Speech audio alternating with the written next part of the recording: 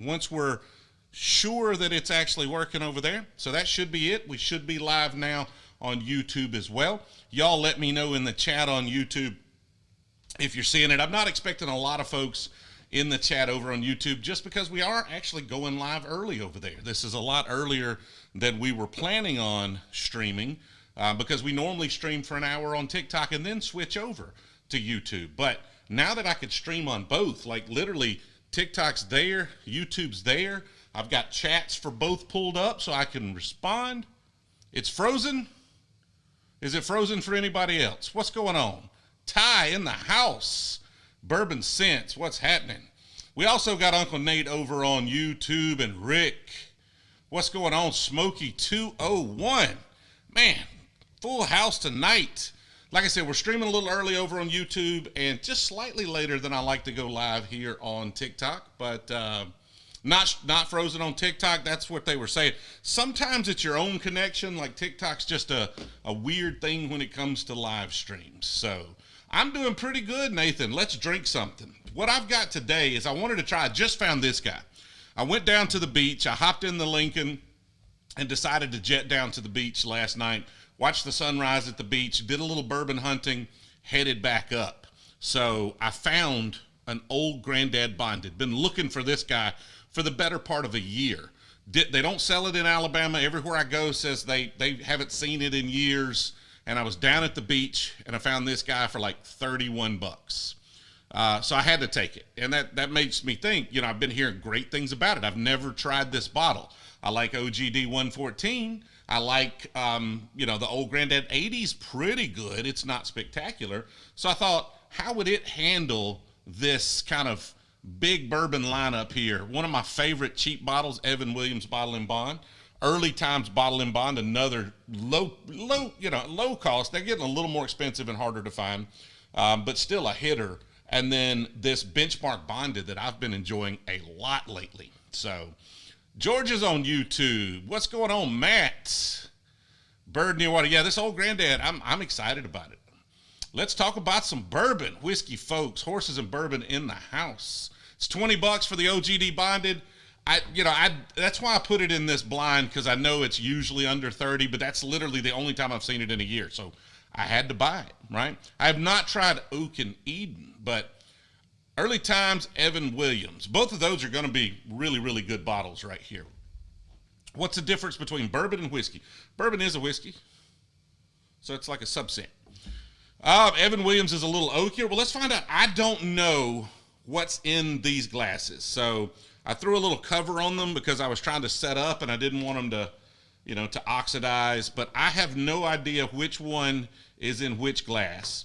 So we're just going to do a blind. Let's see, they're in kind of reverse order from where I like them. I like A, B, C, D here. So we're going to try these and then we're going to rank them. And then I've got the results over here somewhere. Opelika, yeah. In Opelika myself. I haven't had a Blue Note. DKG's made it. $25 in North Carolina. The Lincoln is a 1972 Lincoln Continental. Rusty, what's going on? Four Roses small batch. That's a delicious pour. Hopefully you're enjoying that. I actually found some Blantons on my beach trip. It was a little pricey. They wanted $100 for it.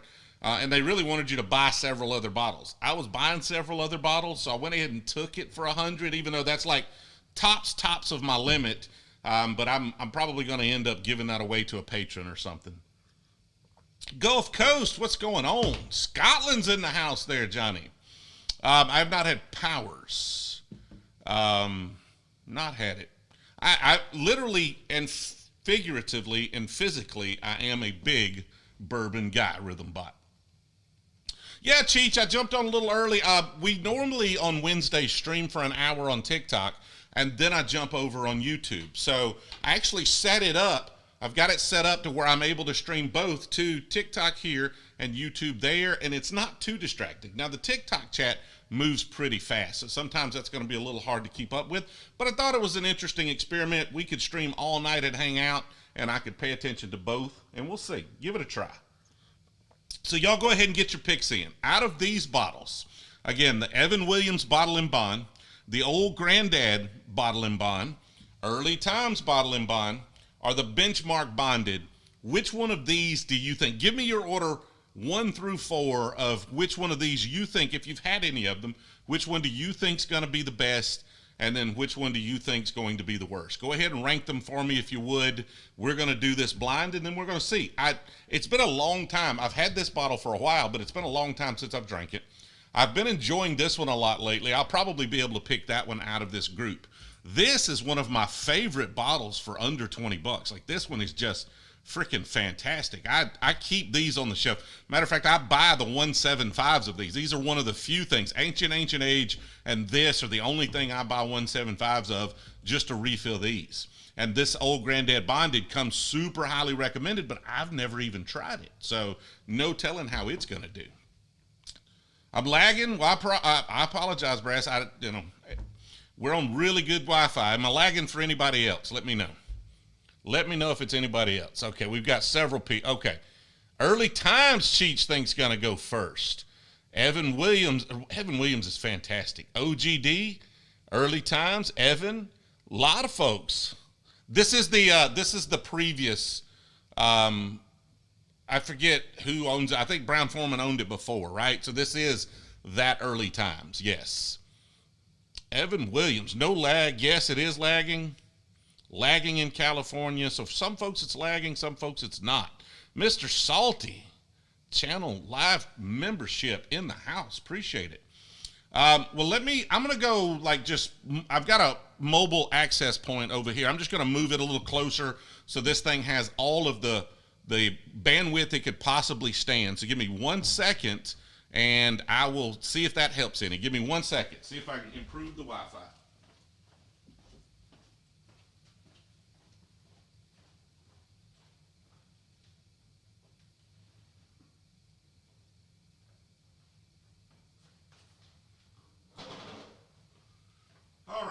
I don't know if that's going to make any difference whatsoever.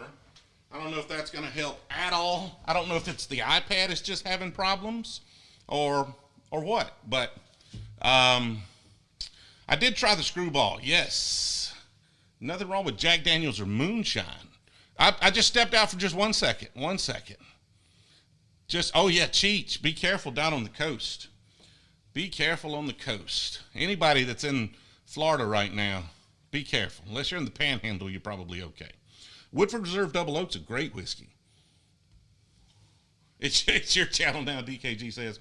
Whatever this is really pleasant. I get a nice sweetness to it. Like that's got to be the benchmark.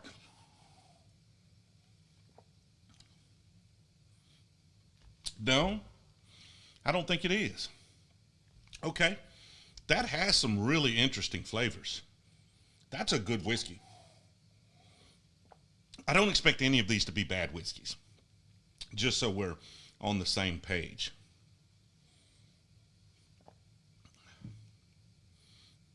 That's got a really nice mouthfeel, a great sweetness to it. You get just a little bit of oakiness. There's a little bit of burn. It's not really so much a flavor as a sensation kind of on the finish. That's a little unpleasant. But it's a really good whiskey. Like that's top notch right there. Lagging bad in North Carolina. Well, that just sucks. Just sucks, man. I don't know what to say. You can't, if TikTok would give me access to stream with a stream key, I could actually wire it in so it's not a Wi-Fi thing. It's not dependent upon the capabilities of an iPad.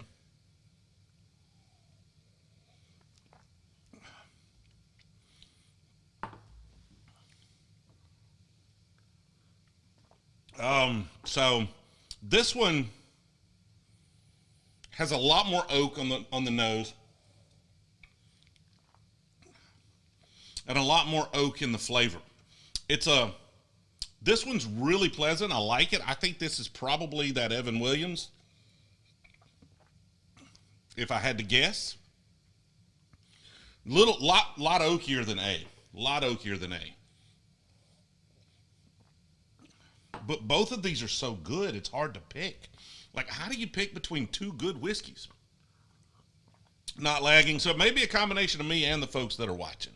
What makes it bonded? It's a good question. Good question, Matthew. So bonded, now what we're trying here, all of these are bonded, bottle and bond whiskeys.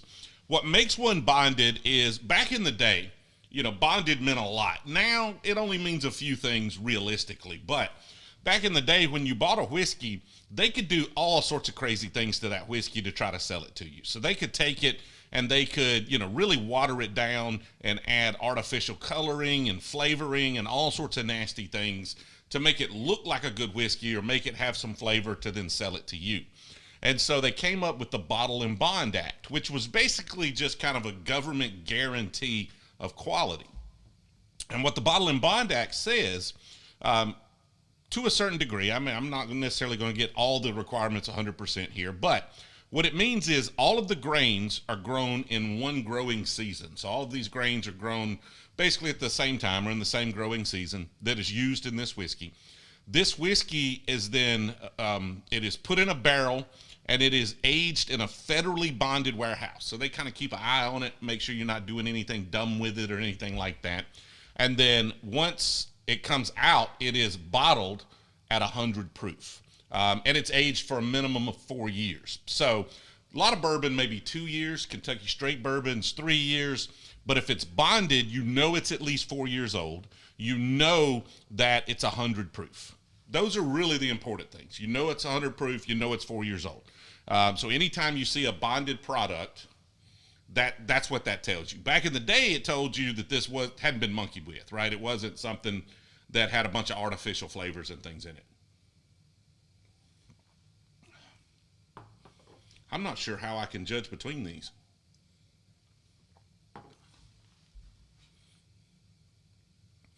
Really, it's like, do you like a little more sweetness or do you like a touch more oakiness? And I think that's the Evan Williams, which is, I thought would really win this. But that one's hitting me pretty good today. Like, that's interesting.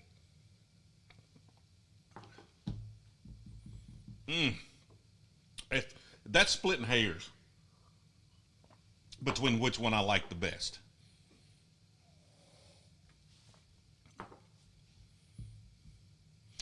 I'm probably going to go with A. I think I'm going to go with A on that. I have no idea which one A is, but between these two, I'm going to go with A. Do hurricanes cause lag? Might, Steve. We're not lagging on YouTube, are we? Back in the day, if I told you it was safe to, yeah, back in the day, it told you it was safe to drink. Exactly, George. Where did I find the Benchmark Bonded? The Benchmark Bonded are all over the place in Georgia. Like, you can find them everywhere in Georgia. Just about every store I went into has had them lately. I've been looking for a Brown-Forman ET since May. I got another one, but I don't think it's a Brown-Forman one. I think it's the, the switch over. So, I should have bought several. I'll look. If you're really, really looking for one, send me a message. Get into our Discord. We've got a Discord channel. Get into our Discord. Somebody, if Cheech is still in, he'll drop it in the YouTube chat. I don't have anybody over here to drop it into the chat in TikTok. But, Sazerac is the ones who make it now. But I could check some of the local stores here. They may have a Dusty laying around.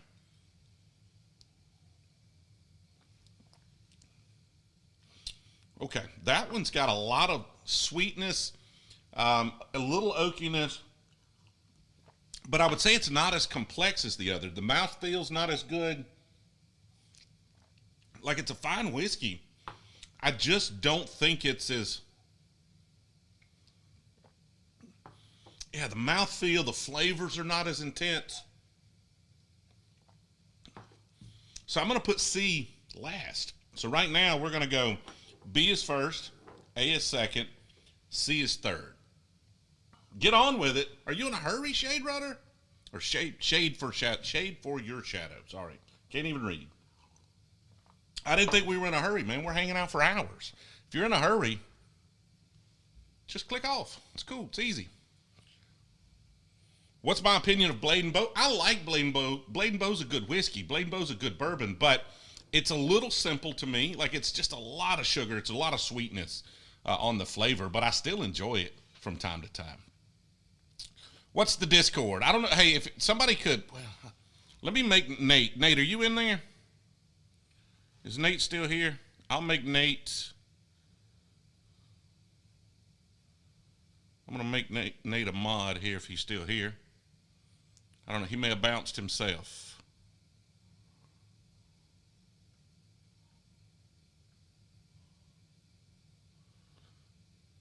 All right. I'm going to make you a mod here, Nate. Over on YouTube as well. So if you can, you should be able to now post Discord links. So if you can post a Discord link, that would be awesome. Thank you. Can't see them all in the shots. And you talking about like all the bottles? They should be in there. Had Heaven Hill 17 last week. Oh my God, that's delicious. Yes, I was able to try it a month or so ago. It's freaking fantastic. Nate's moving up in the world. Nate is now a mod everywhere. Oh my God, that's got to be the benchmark there.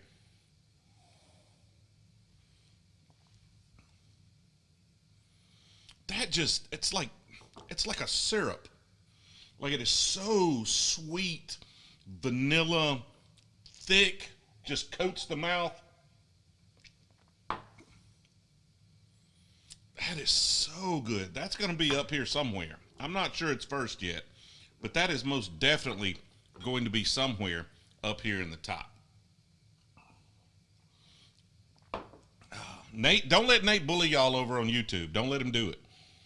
Oh, Granddad, the Bonded. Like I said, this is the first time. I don't know which one of these it is. Like, I think it's either A or C. I think D is benchmark. That would be my guess, just based on the flavors. But that is just so easy. It's not super complex, but it has a ton of vanilla sweetness, and it's almost like a syrup. It's so thick.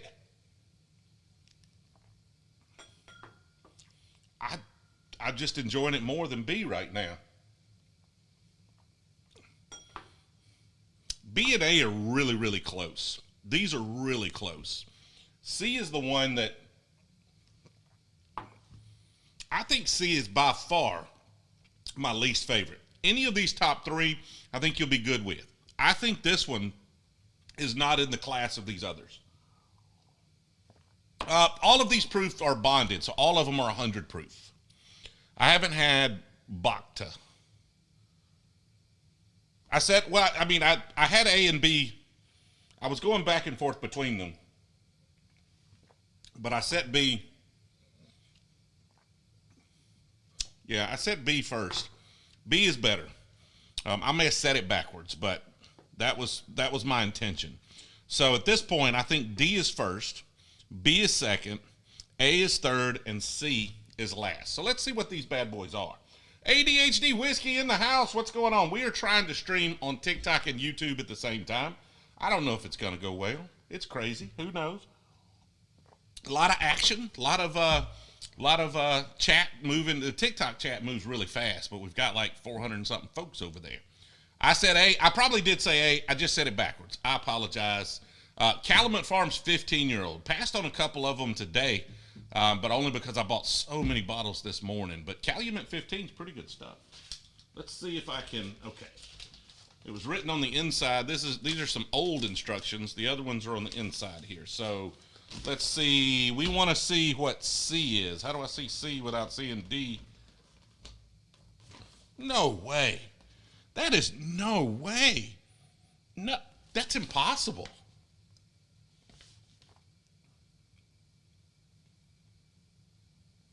That's surprising. Because I said I didn't think this one was as good as the rest of these tonight. I think this it's thinner. It's sweet, but I really thought the mouthfeel was superior. Like the thickness, the viscosity on these was far superior to C. And I've got C at Evan Williams, which I thought would be the best of these. Like, if you're not doing blinds at home, you're really missing out. It's crazy. It's crazy. Because I would have never picked that. And if I'd have known what they were, I would have never picked that. Because I really thought that B or A was the Evan.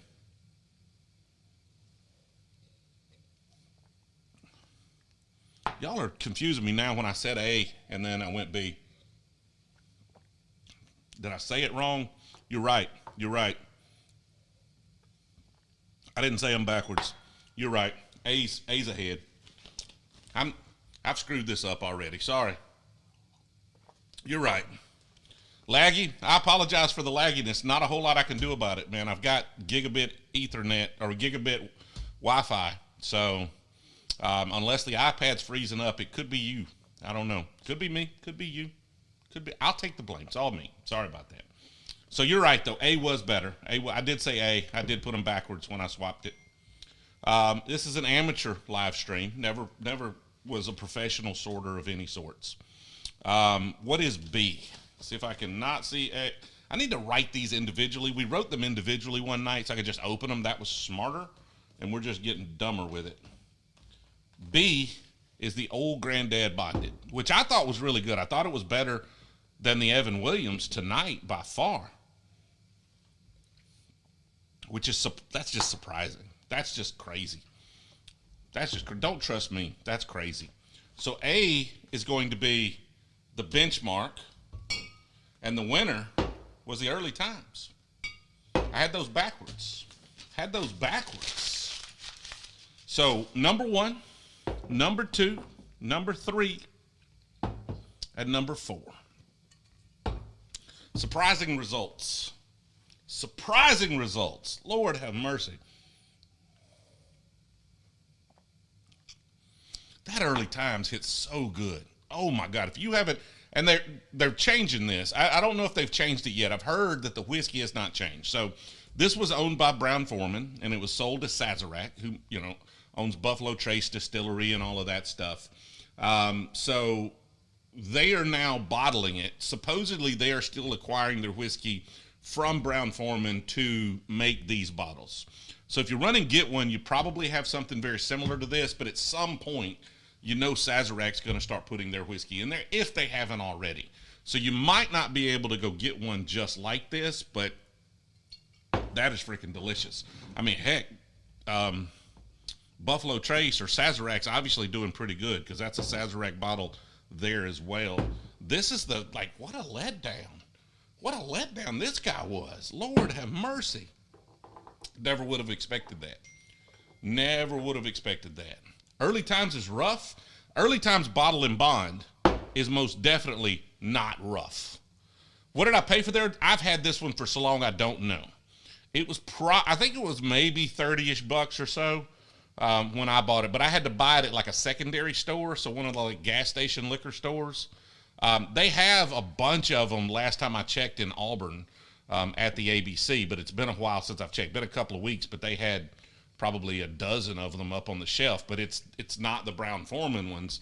It's the one, I think the Brown-Forman one has a different top. So this has a black top. I think the Sazerac has like a blue top or something.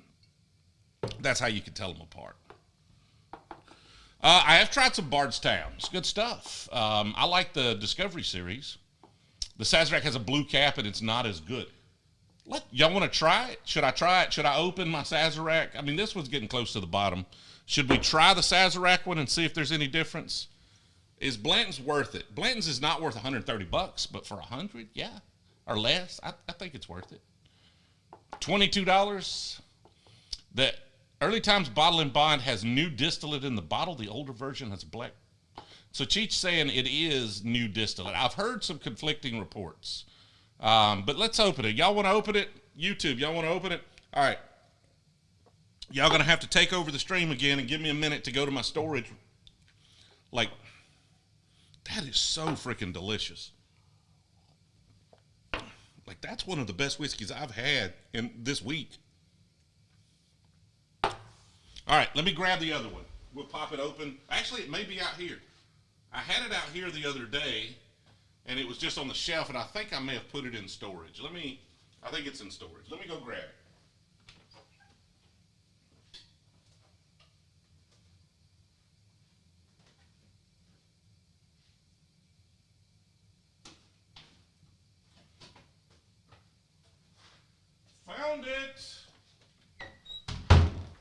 right, so here we are.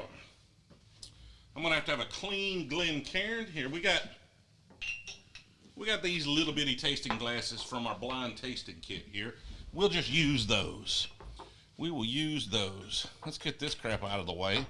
This nonsense out of the way. Okay, so this one is made by Brown-Forman, and it's got a black plastic screw top. We are going to pour it in here. This one is the Sazerac version, and it has a blue metal top. And I hate the metal tops. Like, give me a plastic top any day, because as soon as you over tighten that guy, it's never going to tighten again. So I don't know what whiskey they're putting in this, because it takes 4-year-old distillate, but obviously Sazerac's been around for a long time, so it literally could be exactly the same thing as this bonded. As a matter of fact, let's try that, right? It's this company. This is their bonded low-end product. Let's add a little benchmark in there and see if there's a difference between them. All right, so this one, I didn't read the letters. This one is C, okay? The old school one from Brown-Forman is C. This one is A, and then that would make this one B. So when I screw that up in a little while, y'all correct me like you did a minute ago, because you know I'm going to. You know I'm going to mess it up. I don't know letters and numbers and stuff. Oh, I have one Early Times Bottle and Bond left I bought 3 years ago. Hold on to it, because it's freaking delicious. If this doesn't work out, I'm going to have to start looking for them dusty. Definitely different whiskey. That glass has got a chip in it. Not sure how that happened.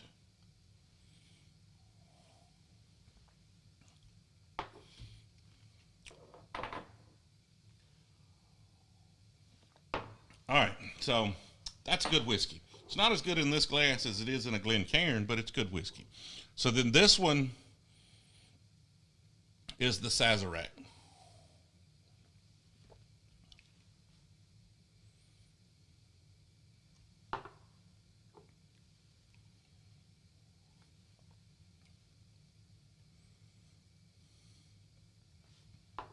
Where's my water? We're getting very serious. I'm getting quiet. I'm getting very serious about this.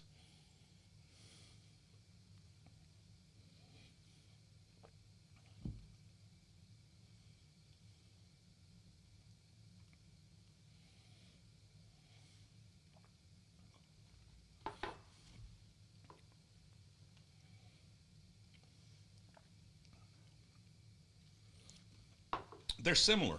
They're similar.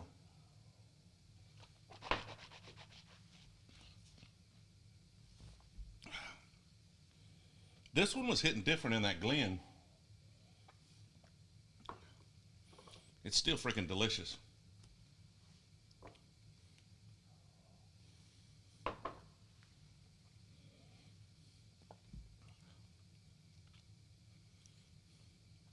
This one comes across a little simpler. Now, it could be a difference in batch. There's not like this great difference in them. But I don't think this one would have won that blind I just did. I don't think it would have.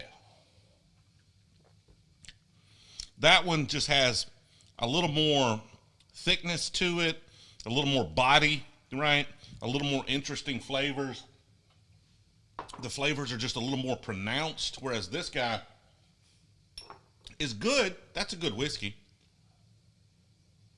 I just don't think it's as good as the other one. But there was nothing there that made me say this is made by a completely different company. If I had just if it had been a little while since I had that one, which it had been before tonight, and I had just grabbed this other one, then I don't know if I would have noticed. I would have just thought, okay, this is not hitting me as well tonight. Sipping on some Taylor. Nice. Let's try this benchmark.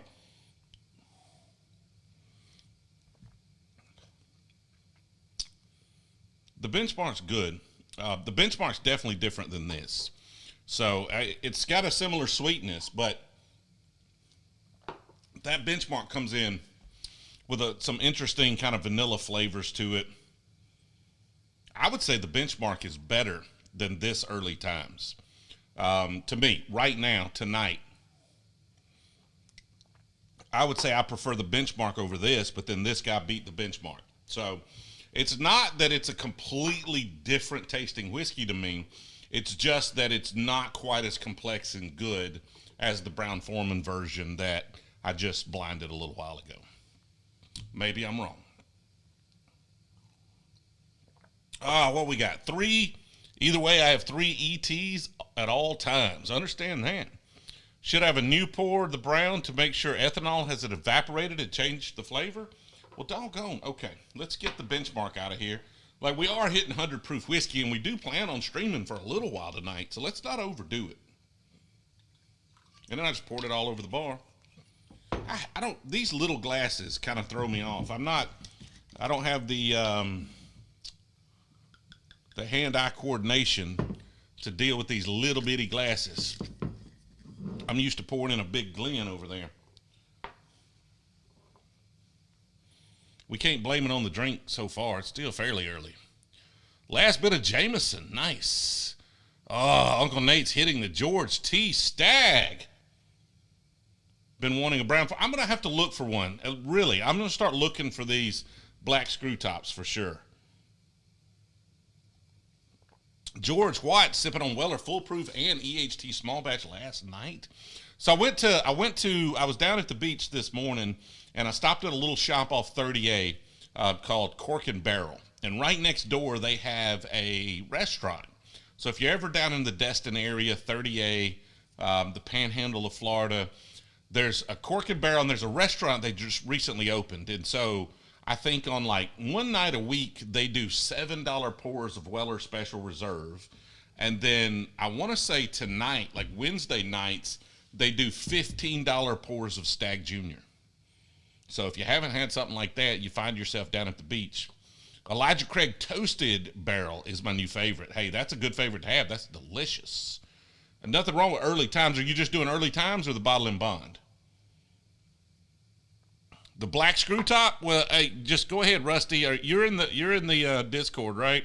If you find a whole bunch of black screw top of these, just hit it in the Discord and let's figure that out. Sipping on some Fistful of Bourbon. Nice, Eric. Makers. Just regular old Makers? Nothing wrong with that. I need some TX Travel. Is that Trav old? Sorry, Trav. We'll call you Trav. Yeah, that's just a lot better. It's a lot better. Again, I wouldn't say, hey, if you'd just given me this one a week ago and you gave me this one today, I wouldn't say, hey, something's wrong. Something's wrong, you changed it. I would just say, for some reason tonight, this is not as good to me as before. Like, this one just has so much more oomph to it. Like, the flavors are just more pronounced and sharp, and, you know, it's just a little thicker whiskey. And this one's just meh. This one's just okay. It's fine. It's all right. It'll probably come in last in the blind we did tonight, and this one won. So, not something, yeah, I probably won't buy another one of these, honestly. I'll probably try to see if I can't find and bunker some of these black screw top versions here. But I just don't think I will hold on to too many of those right there for sure. E.H. Taylor Small Batch is fantastic. That's a good pour. Pappy, there's some up on the shelf there. Yeah, Blade and Bow's good stuff. Nothing wrong with that. Bardstown Bourbon Company is coming out soon. Okay. I saw a Bardstown Discovery Series 7 today, and I didn't pull the trigger on it. Like, it was kind of pricey. Down at the beach, the Calumet 16s, I found a ton of Calumet 16s, but they're like $186. And I feel like that's a little pricey for them. They're good, though. They're really, really good. McWhiskey, what's going on? Cork and Barrel is nice. I had a good time at Cork and Barrel. I bought a lot of whiskey. I don't know. y'all probably can't see. On YouTube, you can. There's like boxes of whiskey. I spent way too much, and I bought a lot of whiskey. I also bought a keg of Fireball. Don't know what I'm doing with that, but I got some ideas. Like, I don't know if y'all have seen it on social media. They make a Fireball keg, and it's got like three 1.75 milliliter bottles of Fireball in it. We're going to do something with it for sure. For sure. Darian was making dinner. Okay, so we are trying to do a store pick. For those that don't know, I've been talking to Barrel Bourbon about doing a Brewzle pick. So we will go pick the barrel, and I can have, 5 or so people. I'm thinking about taking, 4 patrons and myself to Louisville, do the pick. So become a patron if that's a thing you want to do. If you don't, that's cool too. But taking 4 patrons to do the pick, and we'll, like if we don't go, if they just mail them to us, they said they'll send us 3 or 4. If we go, we can pick from a bunch of them. We might do 7, 8, 10 different selections, and then we pick a barrel, and then they will bottle. We pick which one we want. They will bottle it. So we're looking at doing one of their blended whiskeys. I think that's probably what I'm most excited about. I don't want a rye. I don't want a finished whiskey because I shit on those all the time in my content. I want something that I'm excited about and can really promote and enjoy, with y'all. So now a barrel, a cask strength, that's what I want. I want cask strength barrel bourbon bottle is like $110. Like that's the minimum price they really want us selling those at. So we've got to do $110 is what one would cost. And I've got to sell 150 of them to break even. So we're talking about like outlaying like $15,000 to buy a barrel. And then I've got to sell all of these bottles. And then if we sell all of them, I'll make a little money. And I promise I'll spend it all very irresponsibly on the Lincoln and fixing that up. But, we're not looking to make any money. I'm just looking to do a barrel pick and not go broke. That's really the goal, right? I'm not trying to make any money on anybody. I'm not trying to do anything that's like super profitable. I would think it would be really fun to go through the experience, document it for content, and share it with y'all and not go broke while I do it, because my wife then won't let me do a second one if we go broke on the first one. So I've got to sell 150 bottles at $110, but the question is that something y'all are interested in? Because the folks who watch the content, and participate in these live streams would be the audience for that kind of thing. So that would be a barrel of Pappy would be fun, but that's a little beyond. I don't have that kind of clout, right?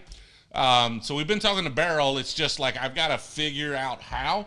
Now I just go to Kentucky and load it up in my trunk and bring it here. But so we're probably going to work with like an online company that'll take a cut of it. Smokey's in for 5 bottles, awesome. And Nate's already committed for a case, so buy a few if it's available before January. I'll see. It takes a few weeks. Like if I said yes right now, it would take several weeks to get up there and coordinate that and do the pick.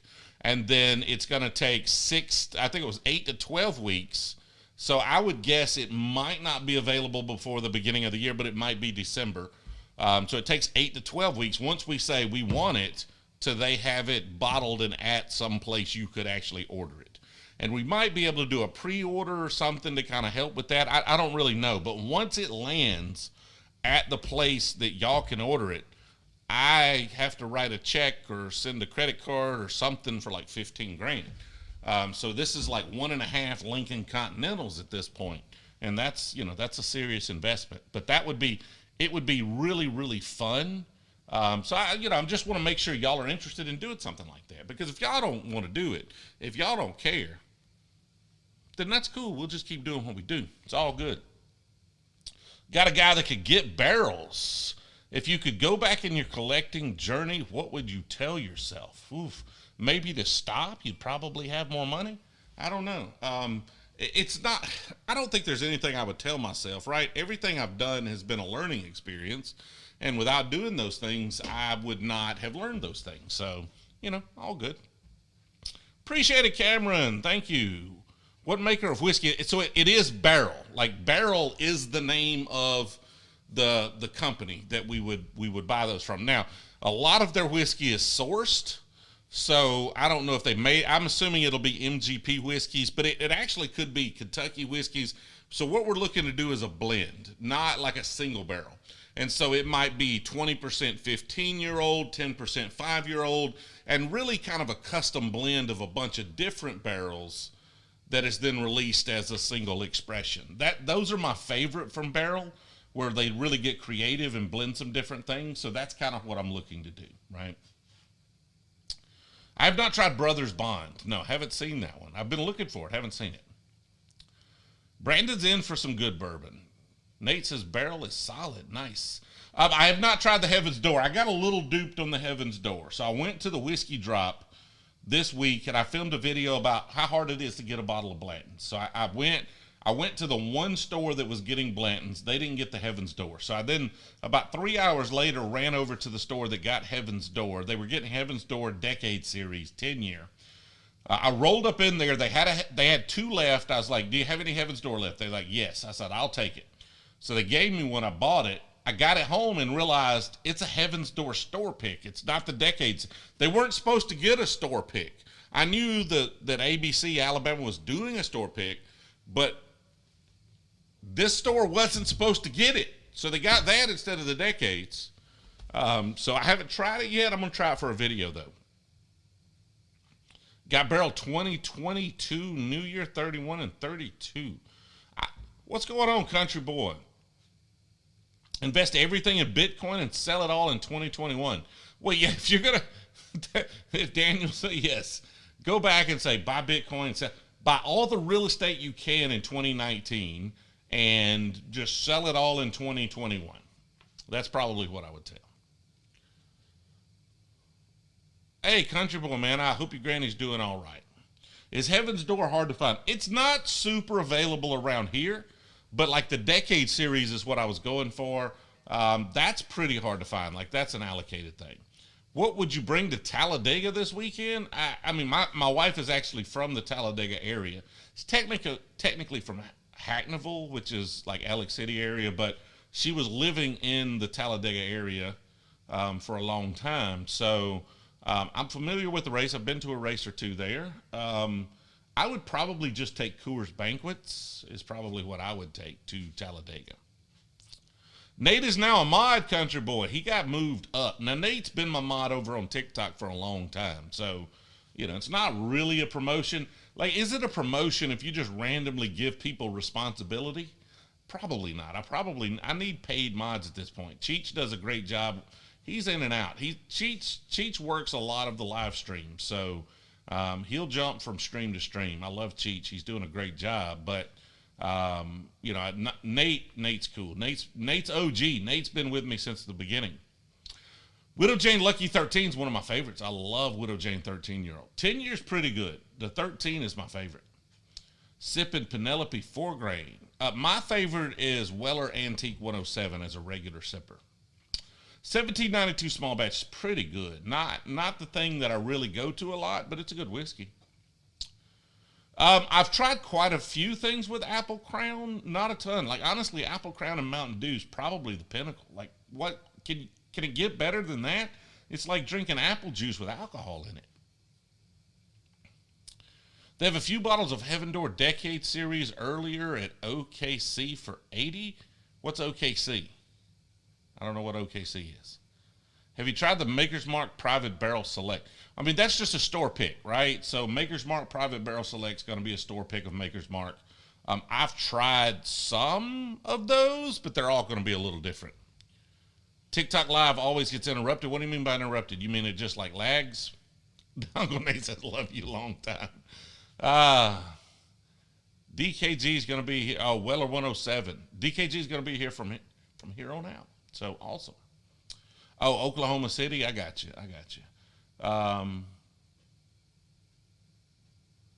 Oh yeah, Cheech. If you're on YouTube, y'all need to be subscribed to Cheech. I'm gonna be serious with you. You need to be subscribed to Cheech. Cheech does a really cool late night kind of laid back hangout, so it's pretty cool stuff.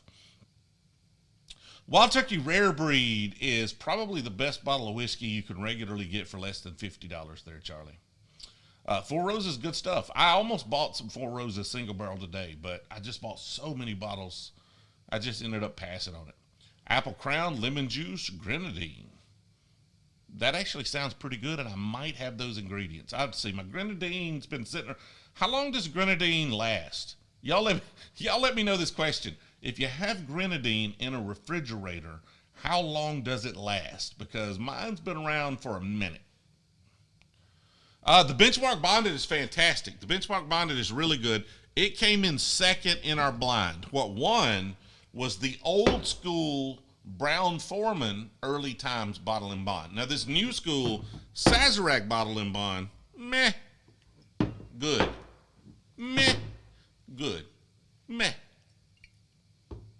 So what that means is if you have an older bottle of Early Times Bottle and Bond with the black screw top, you're in good shape. If you try to go to the store right now and just buy one of these like metal screw tops, it's okay. Like, it's not bad. It's not as good as these other things. Like, this is the one I was expecting a lot out of. A lot of people really pushed this on me when I was trying to do those cheap, like under $20 bottles. And so this one was $30, $31 where I bought it. Now it's a liter. It's a liter. So that, that kind of gives it some credence at $30, but it did okay. Like, it was great. What the surprise of the freaking night, if you're just getting here, is that this actually came in last to all of those. I thought this was going to be first. Like, this was my pick for first. This was the front runner. This was the freaking favorite. This was the Michael Jordan Bulls, and they got upset by the Detroit Pistons or something. Like, come on. Bottle that hits highest above its price.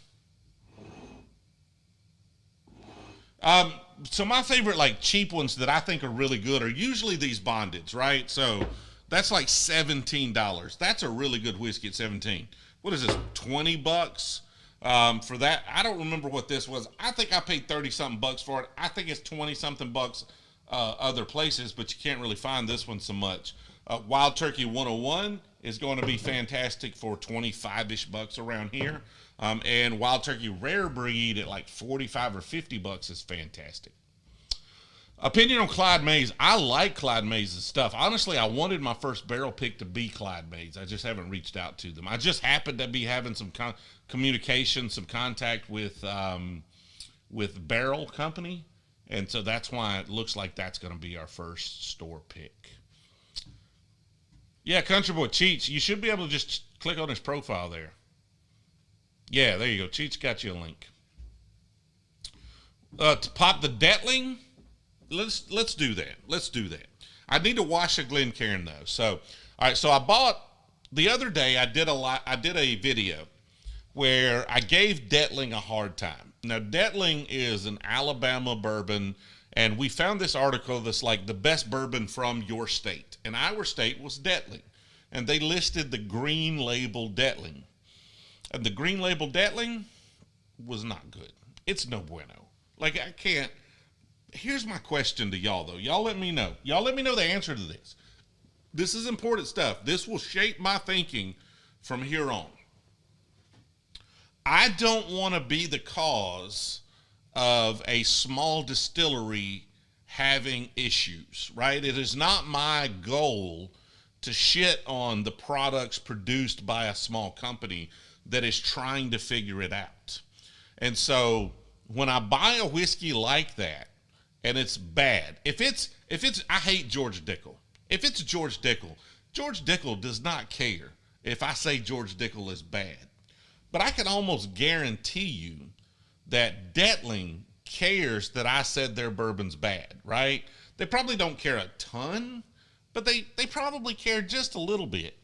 And it's not my goal to hurt their sales and to keep them from eventually putting out something that's really, really good. So my concern, I always have concern, and I almost didn't even publish the video Like I wanted it to be good, but I'd had it before. I knew it wasn't good, but it's been 3 or 4 years. I'm like, maybe they fixed it. Maybe they've gotten better. Maybe they're doing something smart now. So is it like, I don't know. I struggle with, is it my responsibility to just kind of be upbeat and positive and not report on bad whiskey? Or is it their responsibility to not make bad whiskey? Like maybe it's not me that's the problem saying their whiskey sucks. Maybe they should just not make whiskey that I think sucks. I don't know, because ultimately it is an opinion. My opinion is not always right. Matter of fact, my opinion is probably mostly wrong. If y'all haven't looked at my profile lately, I do say that I'm the world's least useful whiskey taster. I'm not trying, like, we're not trying to be somebody that has like profound influence over what all of y'all drink. I'm just trying to have some fun with it and enjoy it with my friends here on these live streams. But I do struggle with the hurting a small business, right? So y'all let me know. Is it my responsibility? Like, should I just kind of help the small guy, or is it their responsibility to not make something that sucks? Recommend for a top shelf rye, Stick says. 1792 small batch is great for the price. One of his tequila induced almost go to jail stories. Well, I'll tell you about a rum one. I'll tell you a rum one, Anthony, if you want a rum story. I had an office in downtown Opelika. It's right on the railroad tracks. And after this story, we're going to crack open that Detling barrel strength, because I reviewed the green label. I said it was bad. I was told in our Discord that the black label single barrel cask strength is really good. So I bought it this morning. I paid way more than I wanted to for a bourbon I think is going to suck. But I was told it's good, so I bought it. I was at work one day, and my office was in an old bank building at the time. And it's like one block. Down one block is an Irish bread pub. A buddy of mine, he called me and he says, hey, man, I just got off work. It's like 2 o'clock in the afternoon. He said, and my wife was out of town. He said, hey, I'm down here having a beer. Got off early. You want to have a beer with me? I was like, it's been a long freaking week. I think I'm just going to knock off at 2 o'clock. I'm going to go have a beer with this guy. So I go down there to have a beer. And I have a beer, or 2 or 3 or 4. I don't know how many beers we have. But at some point, now when I walk in there, it's 2 o'clock in the afternoon. At some point, this guy says, because I say, hey, I got to go. Like, I got stuff to do. I need to bail. He's like, hey, one shot. Have one shot of the Kraken spice rum. Just one shot of rum with me. One shot of Kraken. That's all, man. That's all I ask, man. It's been a long week. Have one shot of Kraken with me. I was like, what could it hurt? One shot of Kraken. I have one, just one. Only one shot of Kraken. And I have the one shot of Kraken. And I don't really know. Like, I don't black out. But it's been a long time. So I didn't black out. But I don't really recall exactly what happened after that. I could tell you it was several more shots of Kraken for sure. Absolutely. And then I walk outside of this Irish bread pub. And as soon as you walk outside, there are railroad tracks right there. Like, it's parking lot, railroad tracks. And we walk outside, and it is pitch black. So I've obviously been there a while. Now, I think it was that time of year where it got dark early. But I walk outside, and it is pitch freaking black. So I've been there at least 5 hours at this point. And there's a train coming. And, of course, it's been a long week for me. It's been a long week for him. And, of course, we're both sitting there thinking, like, man, I wonder where that train's going. Like, you ever see a train going, and you're like, wherever that's going, I would just like to be on that. Like, it'd be fun if I could just get on that train and go wherever that train's going, right? Get away from all of my problems and just enjoy wherever the train's going. And so we verbally communicate that to each other, and we're looking at the train, and we're just kind of standing there because, like, we can't get in our car and cross the street, or I can't even, like, I'm walking home at that point. I live like a mile away, so I'm walking. I can't even cross the tracks. And so the train stops. And when I say it stops, I mean it stops right in front of this Irish bread pub. Right in front of the freaking Irish bread pub. Which we take as a sign from God that we're supposed to be on this train. Like, why else? Like, I've never seen the engine. Like, it stops down the tracks and it might block the intersection. I've never seen the engine stop right in front of the freaking bread pub. So it does. It stops. And he's like, I'm going to get on the train. I was like, dude, it's not a good idea. Like, I know we take it as a sign. This is not a good idea for you to get on the train. He does. Like, the conductor gets out the train and runs down, and he hops up on the train. Like, he's climbing up on the freaking train. And, of course, I'm like, well, if he's going to climb up on the train, I better take some pictures because he's not going to remember this shit in the morning. So I get my camera out, and I'm holding it up, and I'm just snapping pictures. He's standing on the train, cheesing, looking at me, and I'm just snapping all the pictures. And a black pickup truck comes jetting down the freaking parking lot at like 80 miles an hour and slams on the freaking brakes and about slides into him. He's like, what are y'all doing? I was like, I just walked outside. This dude was on a train. I'm just taking pictures of the train, man. I don't know. I have no idea who that guy is. I don't know. I'm just taking some photographs. Like, you need to deal with him. I have no freaking clue. Of course, he's like, hey, I was just getting on here for some photographs. Dude's like, I should call the cops on y'all. Right, no problem, man. We're leaving. It's good. So I just, I meander on home, and I guess he goes home. I think he goes home and breaks his coffee table or does some, some damage to his house. So he gets in more trouble domestically. But I get up in the morning, and I was like, I need to send this guy pictures of him on the train because he's never going to believe this shit. And I go to send him pictures of him on the train, and it is literally just blurry lights. Like, I'm too drunk to even take a picture, apparently. Like, I'm taking pictures like this because I have zero evidence that guy was ever on a train. Because it is just streaks of light. All my photographs from that night was just streaks of light. So, hopefully that satisfied Storytime with Brewzle. Probably not the best story to be telling, but yeah, Tony, Storytime. Would I recommend Jack Daniels and Maker's Marks for a smooth evening drink? Both of those are pretty good. I don't think either of those are like exceptional if you're talking about like in a Glencairn. But both of those, no problems with that. Maker's Mark's going to be wheated, so it's going to be a little sweeter usually, right? Jack Daniels has that kind of charcoal mellowing, which is interesting.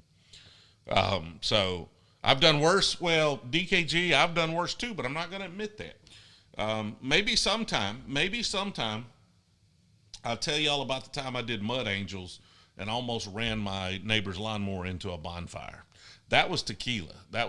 So for those that don't know what the hell we're talking about, I make the claim that I'm immune to bourbon. I drink bourbon because I am immune to it. I have the body mass to support high levels of alcohol content, for better or worse. But rum and tequila are my kryptonite. Like, I am Superman to bourbon. Rum and tequila are my kryptonite. Tequila especially tequila. And so I just stay away from it. Like, I just don't drink it ever. Because that is just me getting in trouble and doing really, really dumb things in my youth. And so I try to I will never be a guy that's super into tequila. That's why I think I mentioned that in the rum video that we released. I think that may have went out today on TikTok, right? Maybe on YouTube and TikTok. So it did pretty good on TikTok, not so great on YouTube. Tequila is absolutely, yeah. My wife loves tequila. She loves like margaritas and all of that stuff, and I'm like, not my thing. Jose got me dropped out of college. Rum is a sloppy drunk. It affects motor skills more than most spirits. There you go. I didn't realize that. Cheech with the science. Can't touch tequila. I'll fight my best friend. War Eagle. W.S. Eaton.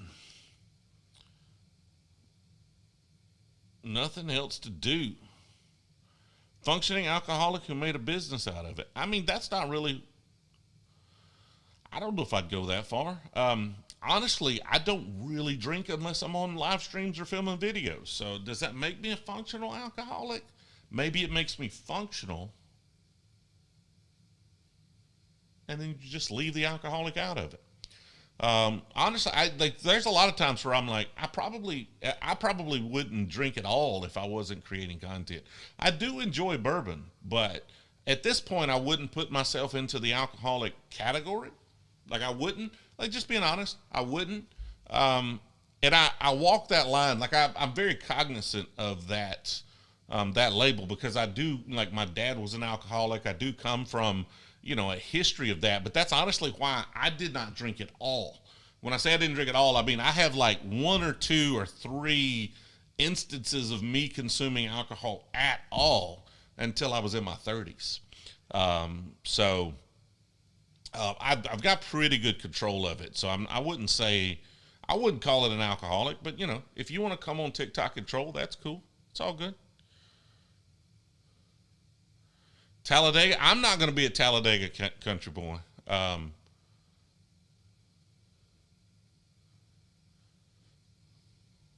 Tequila had me waking up by the fire last. Hey, honestly, waking up by the fire is not the worst thing. I do have some Pappies. You should be able to see it up on the shelf behind my heads there. My head. There's several bottles there of the 10, 12, and 15-year-old Van Winkle stuff. I appreciate it, Izzy. We put a lot of effort into the videos, so I'm glad that you have enjoyed them. We are trying to continue to make them fresh and innovative. Like I told the team the other day, like the tasting notes, y'all let me know. Y'all let me know. We've got, 100 and something people on TikTok, 73 people on YouTube. I need y'all to answer something for me. So I'm kind of tired of the tasting notes video. I'm like, they're the same thing every time. It is me blending up some disgusting crap and then trying it, and it's disgusting. And you expect it to be disgusting, and I try it, and then it's disgusting. And so I told the team the other day, we had filmed that one, and I'm like, I think we're done with these. Like, I think people are tired of watching me blend up other people's tasting notes and trying it. And so then we released it, and the long form video is like #1 on YouTube. It's done okay on TikTok. And so I'm like, dang, well, apparently people aren't tired of those. So I don't know. I'm just a little iffy on the tasting notes videos. Having a good drink, yeah, but a lot of folks playing. People just kind of come on here and troll. It's fine. Early times, yeah. I mean, if you got the black label early times, that's really good stuff. Like the humor post, the mower, yeah, the Weller mower video. It's like, I will put it this way: the mower video has been great for our channel and distribution, right? So many people saw that. We're probably pushing 5 million views across YouTube and TikTok on the mower video. And so that has helped us tremendously, both on YouTube and TikTok. A lot of haters, a lot of trolls, and we've got a lot of people introduced to our content we don't necessarily want on our content, but we have been introduced to a lot of really cool folks as well. So it's worth it. Like the tasting notes, lower the amount of them, but you keep doing them. Yeah, Rusty, I may just drop one a month or something. Rather watch you drink pesto absinthe than hot sauce. Somebody was on the live stream on Monday. The last live stream on Monday. Yeah, I mean, Rusty, we just want to have fun. That's, anything that's fun. If it's fun to y'all, I'll keep doing it. But here, after watching you fill a lawnmower with Weller Foolproof. Well, so let me explain. I know a lot of y'all have already heard this, but a lot of folks haven't. I'll explain the Weller Foolproof video. We were just meandering along, having some success on TikTok. Like, this was even before we started posting on YouTube at all. We were having some success, having some fun. And I was sitting here. I'd been at the house here for I work from home. So I have an office right over there. I get up in the mornings, I take a shower, I go in the office, and sometimes I'm there for 12, 14 hours a day. And so I'd been hammering it hard for 8 straight days. And I was just tired. I was like, I need to get out of the house. Whatever it takes. I don't care what I've got to do. Kind of where I was at yesterday when I just loaded the 72 Lincoln Continental up and drove to the beach. I'm just I've got to get out of the house. Bourbon drop was going on. So I was like, okay, I need a bottle. I think I was looking for a Belle Meade Reserve because they had just canceled Belle Meade Reserve, which I never even filmed that video. But I was like, I'm going to drive over, see if they have Belle Meade Reserve. And I'm just going to see if there's anybody in line, because the drop was Russell's Reserve 13 and Weller Foolproof, among some other things. Joseph Magna Cigar Blend, Elijah Craig Toasted Barrel. It was a good drop. So this is Thursday, 3 o'clock in the afternoon, and I drive over there, and there's already one guy in line. 3 o'clock. The drop's not till Saturday morning at 10. It's 3 o'clock in the afternoon on Thursday. So I stop, I hang out, I'm talking to him. Short time later, another guy shows up. I'm hanging out, talking to him, you know, just back the truck up, sit on the tailgate, having a good time. I was like, I'll spend the rest of the evening here hanging out with him. Well, it gets into the evening and it's like, well, shoot, I could get, like, this is better than being at home. I'm tired of being at home. So, and I could get a Russell's Reserve 13 and a Weller Full Proof and maybe some other stuff if I go back through the line. So I called my wife and I was like, how about bringing me a chair? Like, I'm second in line. How about bringing me a chair? She's like, okay, well, I'll just come hang out with you. She's like, I'll do it too. I'll get in line with you. I was like, even better. So she brings a couple of folded chairs over, and the guy that was behind me left. He had to leave, and he came back like Friday morning. So me and my wife were second and third in line. By Friday morning, there's like, you know, 5 or 6 people. And I was like, let's just, like, we're just going to ride this through. And we ended up staying, and, you know, that place is pretty easy. You can leave for an hour or so. In an hour, we can go home, take a shower, come back. We can let the dogs out. We can go get food. Like, it's pretty laid back until morning of. So we did that whole experience, and I posted a video about it. And that video got a ton of hate, like a ton of backlash on TikTok. It was before we had posted on YouTube. So we got just a ton of, you know, your time's worth more, whatever. I'm self-employed. I was working. I took my laptop. I was working from there. It wasn't a problem. I didn't lose any money. It was a lot of fun. I was glad to be out of the freaking house. And so, but we got a lot of like backlash on that video. And so my goal was that I needed the Russell's Reserve 13 for a video because we had done the tasting notes. And I was like, this Weller Full Proof is pretty sought after. It's one of my favorite bottles. Like, it's probably, it's top 10 for me. I really want this bottle. I want to drink this bottle. I want to enjoy this bottle. But I really want to show the haters on TikTok that the bottles don't, because their whole message was the bottles are not worth this. And I wanted to show them that it's not about the bottles. Like, none of this is about I don't care that much about the bottles. I will drink this guy. I can't get another one of these, but I will drink this guy every freaking day and be just as happy as I could be versus the pappies and crap behind me. So I wanted to prove that point.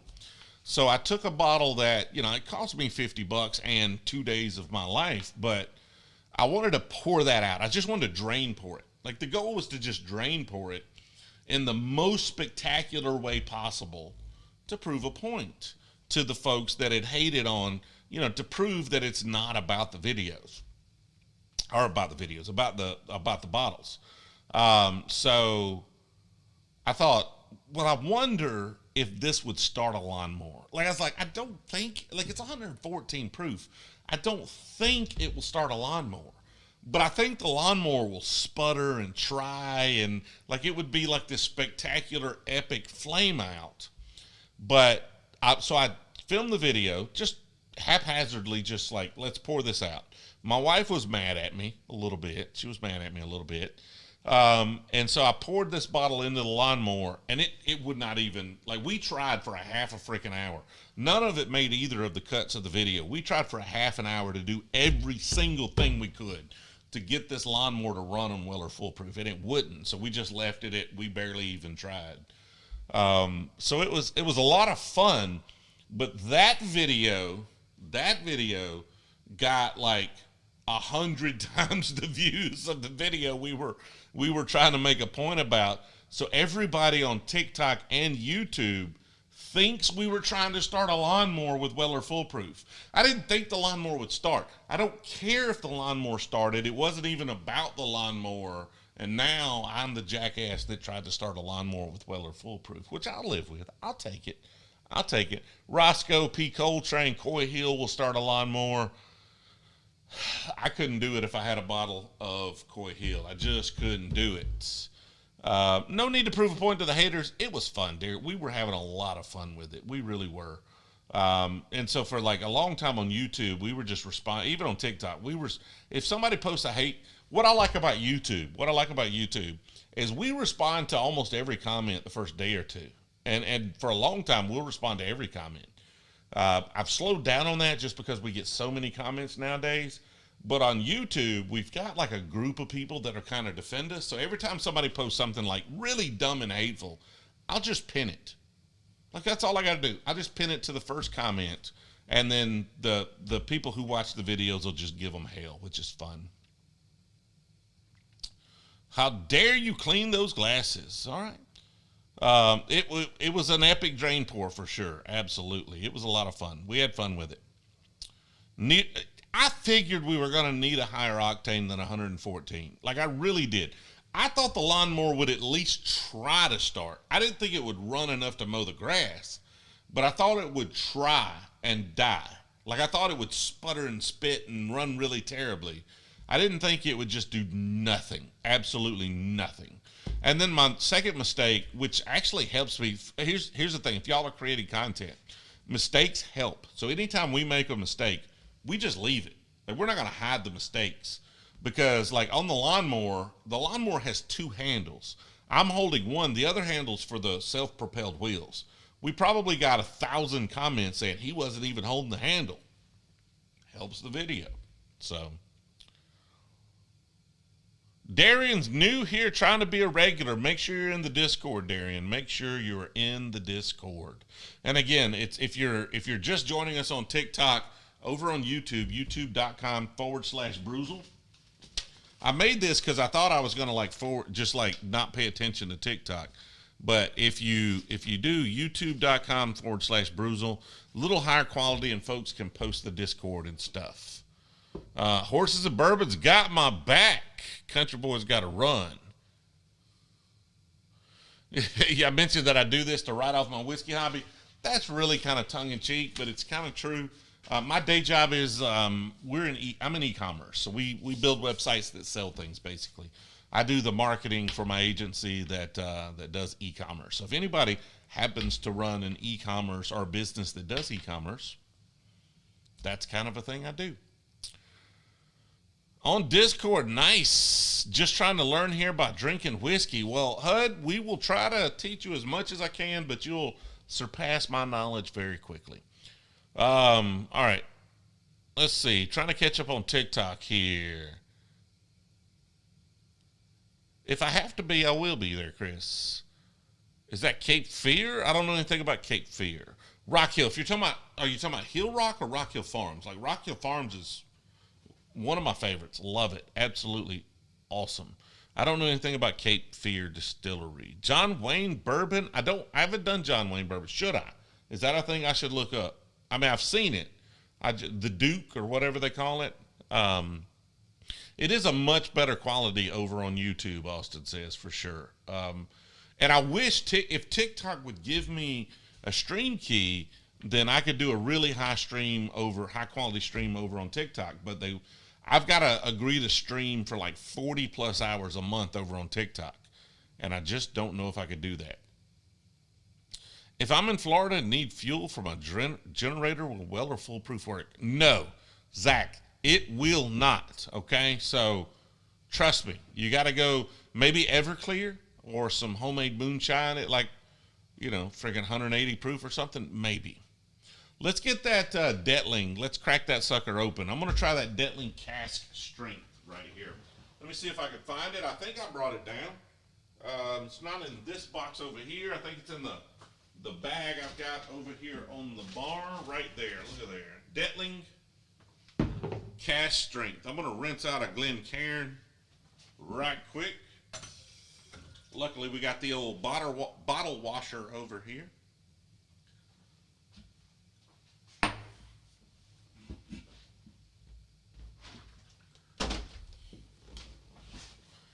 We got too many bottles on the freaking desk. Slide all of these things out.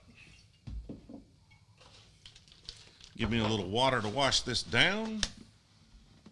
YouTube is a whole lot better. Like, the quality is a whole lot better. Maybe I should just leave that up. How about that? We'll just leave that. I don't know if y'all can barely see it, but they can see it down there. So yes, the Early Times bottle and bottle, not the Brown Forman Early Times one. that. And then when we did the Sazerac versus the Brown-Forman early times, the Brown-Forman was considerably better. So, yeah, if you can get like the black screw top, that's the key. It's got to be the black plastic screw top early times is the really, really good one. And this one's not a bad whiskey. The metal screw top blue Sazerac, not a bad whiskey at all. But it is not as good as the Brown-Forman version. All right, let's see if we can. I hate, like they put this little, there's like a little thing here you have to pull. But then that thing is buried in wax that you can't get to. Started with OBSK, but now have Ardbeg. You've gone beyond me there with the Ardbeg. Moscow, Kansas? There's a Moscow, Kansas? Hey, like Special Reserve is really good at under 30 bucks. No joke. That's good stuff. Do a review of Salted Caramel Crown. I'll look at it. Like the Crown videos, like we did like 1 million+ views on the Crown. The first one did Crown Peach. And then they've all been kind of going downhill from there. So I've been debating whether we keep doing Crown videos. I do like the vanilla though. The vanilla's better in a Glencairn than the rest of them. Lord, this is not going well. Someone on Discord asking if I could mail samples. That get questionable legality. If I don't know you, it's very questionable legality. If I really know you, then I don't really care about questionable legalities. But are you a narc? It depends. Are you a narc? Every Wednesday night content, Dave. Thank you. I appreciate you hanging out. Thoughts on Eagle Rare? I like Eagle Rare a lot. Like it's a Buffalo Trace made product. It has a kind of a distinct flavor profile that I can't get in any other whiskey. So if you can get an Eagle Rare, especially at 30-ish bucks, buy it all day. Some folks charge crazy prices for it though.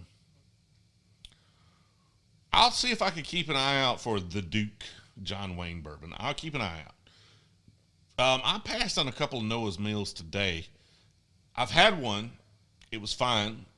It wasn't good enough at the time. Now, it's been several years ago. I didn't love it enough to buy another one. These live make me need a nice glass of bourbon. Sorry about that, Harrison. I don't want to be a bad influence on you, man. So if you're not into drinking, I'm sure the Weather Channel is talking about the hurricane. But if you're into drinking a little bit and you really want a nice glass of bourbon, I'm glad we could help. This already smells so much better than the other Detling I've had. Like, oh my God.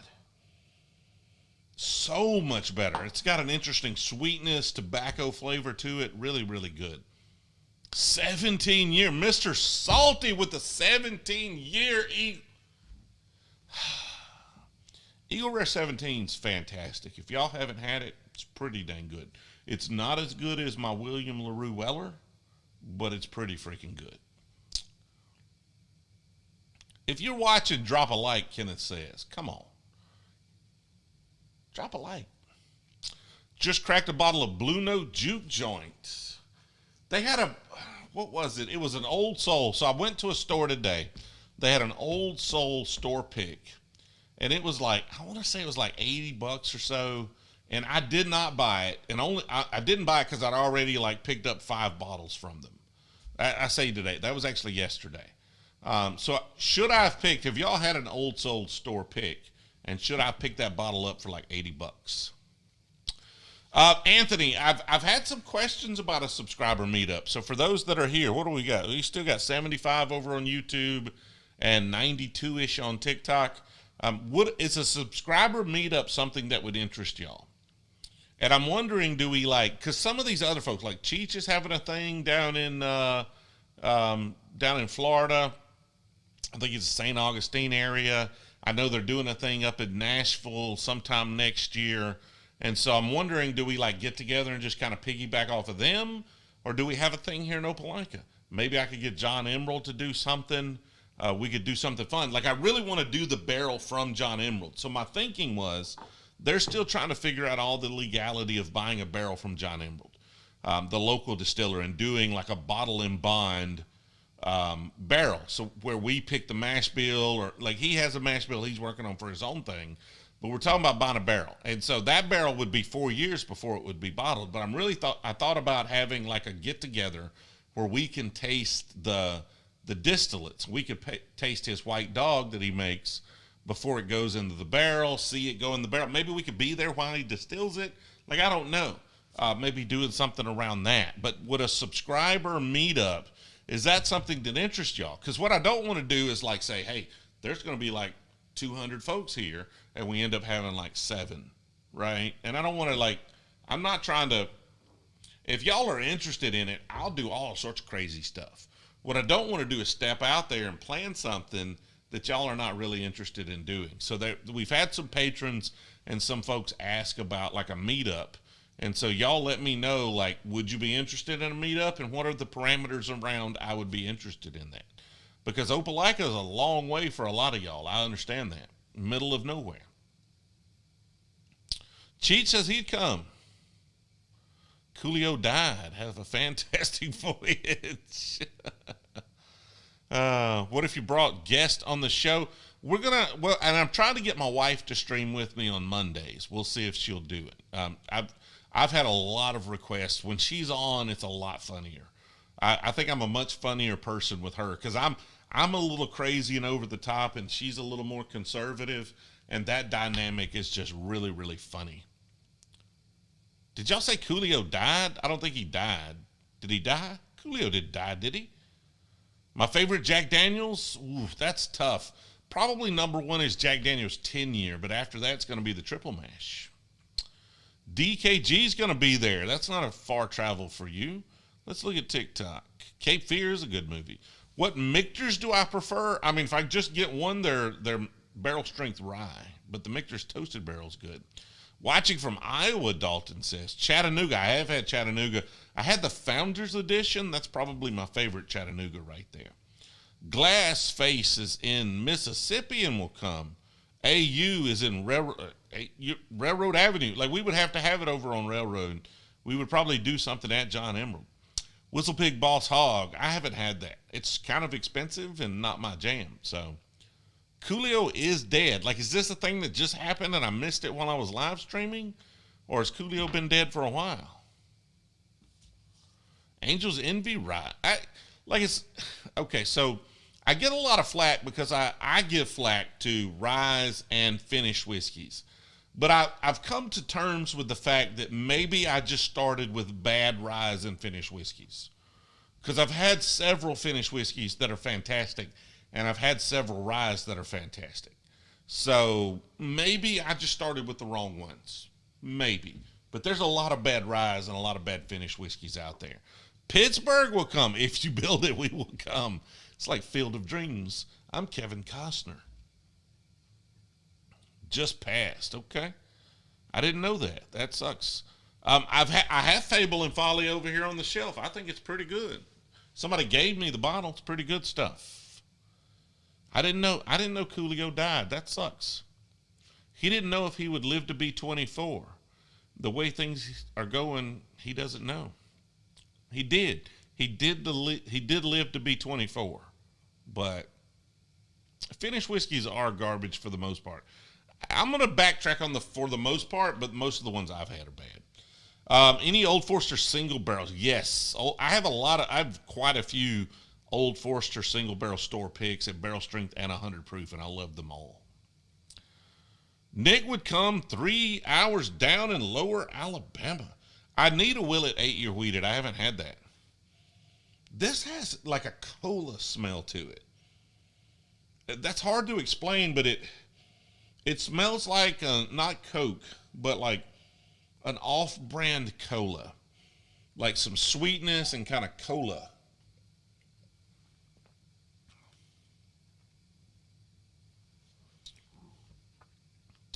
I get a little... That's got to have some rye in it. That's got to have some rye. It says it's bourbon, but it's got to be a high rye mash bill. Like, I'm getting some rye spice on that. I'm getting tobacco.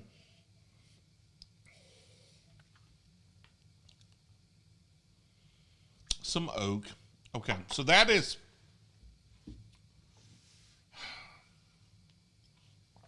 And it sucks. I paid a lot for this bottle. So I want a positive review so I can do a positive video about them. I still can't say I love it, but it is heads and shoulders above the normal green label Detling. I will give it that. Like, I can't say I've ever had a bourbon where I said that has kind of a cola flavor to it. But this is like cola, if you like poured Coke in an old spittoon where people have been like spitting their chewing tobacco, it's going to be that. Cola and tobacco. Yeah. I'm pretty solid on my nope about that. And somebody in Discord, I'm not going to call them out by name, but somebody in Discord recommended that I buy this bottle. And they were right. This is a lot better than the green label. Still not, this is a single barrel. So every barrel may be different. This may be much different than the barrel they have. I'll give you that. This may be much different than the barrel that they have tried. But this is still a no. Like, this is still, oh, I need some Dr. Pepper. I don't have any Dr. Pepper to wash it out of my mouth. If butterscotch, vanilla, and molasses poured over bread pudding, I'd pay $85 for my Detling. Yeah, well, what if, like, you poured cola? If you just poured, like, RC Cola into an old used spittoon, would you pay $85 for that? That's the question. That is the magical question. I actually bought Blackened today. Or actually yesterday. I bought it yesterday. I went to a store down at the beach, and they had it on sale for like $30. It was in there like, they had a shopping cart full of crap they were trying to get rid of. So I bought a Blackened out of that, and we will be doing a video on that very, very soon. Stag Junior for $150, that's a buy. Stag Junior, or Stag as it is called now, for $150, buy that all day. There, yes. Angel's Envy Rye, I bet it is. I just haven't tried it. Nate don't know anything. It wasn't Nate. It wasn't Nate. It wasn't Nate. What's my thought on Woodford Reserve? Normal of Woodford Reserve's pretty good. Woodford Reserve's limited release stuff, they're like master distill. Excuse me, got the hiccups. The master distiller stuff, really, really good. Usually, I didn't like the 5 malts, but that's just me. If it's a bourbon and if it's like the master distillers, like their cask strength or the very fine rare bourbon, all of those were exceptional. Woodford Double Oaked is also something I go to a lot. Love it. Kirkland Signature Bottled in Bond. I haven't tried that yet. We don't have a Costco. Let me know what you think. Horses of Bourbon. It's all good, man. I'm just giving you a hard time. It's, again, barrel to barrel. Like, maybe you send me a sample of the one you've got you really like. So hit me up at Discord. Let's figure that out. Send me a sample of the one you really liked, and let me see if it compares to this one. What age is the Detling? I've had it for a day. It's 1 day old. It says 1867, so I assume it's like 100 and 200 and something years old. I don't know. I'm trying to read it. It doesn't say. Cask strength single barrel is pretty much all it gives you. Bottling bourbon and a whole bunch of nonsense. Yeah, doesn't say. Not a huge fan of Basil Hayden Jordan Rose. I don't hate Basil Hayden. It's a good, easy sipper, but it's not an exceptional bourbon. Eagle Rare is fantastic. Love Eagle Rare. Yeah, 3K. No, you're talking about George T. Stag, Freedom. There's a difference in George T. and, like, what is Stag now. So George T. Stag is GTS. So if somebody puts something in here, they're going to call it GTS. If they say Stag, they mean what used to be called Stag Junior. Which is normally that one's $250 plus at this point. DKG getting late. I have done a video on Eagle Rare, but it was just kind of it's kind of a play on, is Eagle rare for you? Because in Georgia last year it was everywhere. Elijah Craig 18, I love it. I've got a bottle over here. I haven't opened it, but I love it. How do I like my old fashioned? Delicious. We use ancient age for our old fashions. That's what we use the most. Smith of the West, man. It's been a minute. How are you doing? Fun fact with the blackened whiskey, they aged the whiskey. Yeah, we're gonna do that in the video. Like, I'm excited to try that expression. I think it's a gimmick, but it's still a really fun gimmick. As far as gimmicks go, that's an awesome one. Drinking, we almost did an Elijah Craig barrel proof flight. I bought an Elijah Craig barrel proof today when I was at the beach. A Larceny barrel proof as well. I bought an Elijah Craig small batch and an Elijah Craig rye. So bought a lot of it. That's what I was gonna do before I figured out I have a ton of bottle and bonds. Why didn't you do old tub bottle and bond? Well, I don't think I do have some, but it's in this ridiculous decanter over here. There's only like how many can you put in there? And honestly, I wouldn't expect the old tub to do particularly well, but that's what's great about blinds is you really don't know. But 4 is about the limit. We did a blind last was it Monday we did the blind? No, Monday we did the crap where I was trying to pick the Weller. So last Wednesday we did a blind with 10 different whiskeys in it. That's a little too much. So I try to limit it at 4 if at all possible. I don't know if Old Tub's coming back. Like, Old Tub's still on shelves here if I wanted some.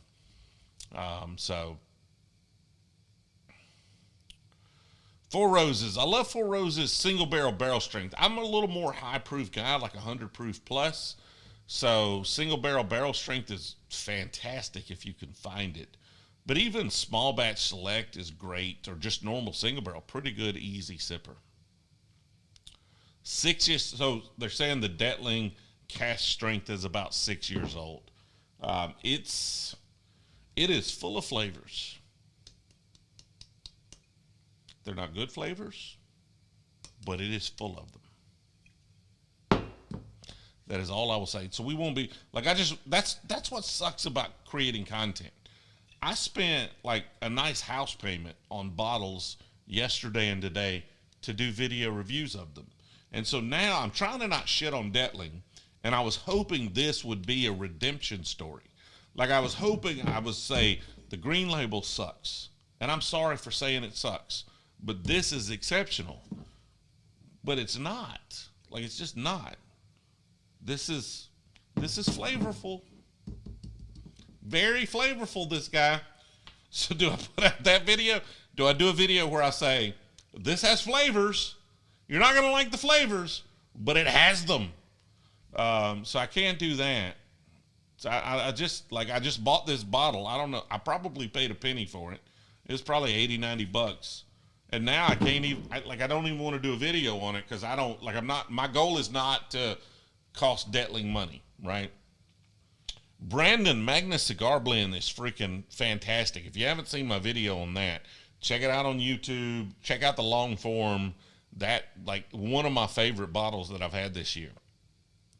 Oh, the Old Tub behind me. That is actually not Old Tub in that bottle. The Old Tub behind me, it is, but we took that Old Tub, we distilled all the whiskey out of it to 160 proof, and then we put an oak spire in it to try to make it better, and we didn't. Like, oak spires just suck. So it wasn't, that's not actually, it is Old Tub in there, but it's not Old Tub as you know it, right? Anthony got to head out. I appreciate it. Used to chew tobacco, so I guess I like tobacco spit. Then you're going to love this Detling right here. Let me present you with Detling chewing tobacco bourbon. It's not cigar blend, because cigar blend is meant to be paired with cigars. This is meant to taste like what happens after you smoke them. Talking about open shelf life of a bourbon. So bourbon, if you keep the cork on it neat, and you got a nice tight cork, and it's not, low, it's kind of got a lot of whiskey in it, this will last indefinitely. Once they get a little low, like this guy here, now it's a screw top, so it's on good and tight. This one will last for a while, but you've got a matter of years. I would say probably 4 or 5 years before they go like, and they don't go bad. They're not like, you're not trying it and you're like, okay, that is horrible. It's rancid, but they get oxidized and they lose a lot of the flavors. So the lower they get, and the more they sit, the more the flavors get oxidized and they're just not as crisp and sharp. Hey, Darren, it's probably better. It's probably better if I present this bottle the wrong way. I'm going to be honest with you. Nobody wants to see the label. Just got engaged and your fiance loves bourbon. You're already winning, man. My wife is just starting to get into it a little bit. So, yeah, take care, Anthony. I have several bottles of Belle Meade Reserve. So I went to Oak and Barrel on 30A in like Santa Rosa Beach, Florida, had at least a case of Belle Meade Reserves. For those that don't know, Belle Meade Reserve, 108 point something or another proof, just got canceled. And so they're gone. Like Nelson Greenbrier is doing, like they're moving to Nelson Greenbrier Reserve, and they're Kentucky only, but they're different whiskey. So these Belle Meade Reserves are freaking fantastic. Let me grab the ones I've got. I've got two. I bought two. Actually, I think I have three of them. I take that back. I think I have three. I have one open on the bar here somewhere. I thought. When I say I thought, I freaking have one open on the bar here somewhere. But I'm not sure where I set it. But they discontinued this whiskey. So if you see this whiskey, buy it. Like, this is an absolute buy, because this is a banger of a bottle that you'll never be able to get again, and I can't freaking find it on my shelf. Like, I know it's here. I know it's here. Did I sit it down here somewhere? Where did it get moved to? I don't even freaking know. Did I move it up top? I thought it was right there, but it's gone. Anyway, Belle Meade Reserve is exceptional. 108 proof, which is a great drinking proof for me. I may have moved it top shelf, so I quit hitting. Oh, yep, I did.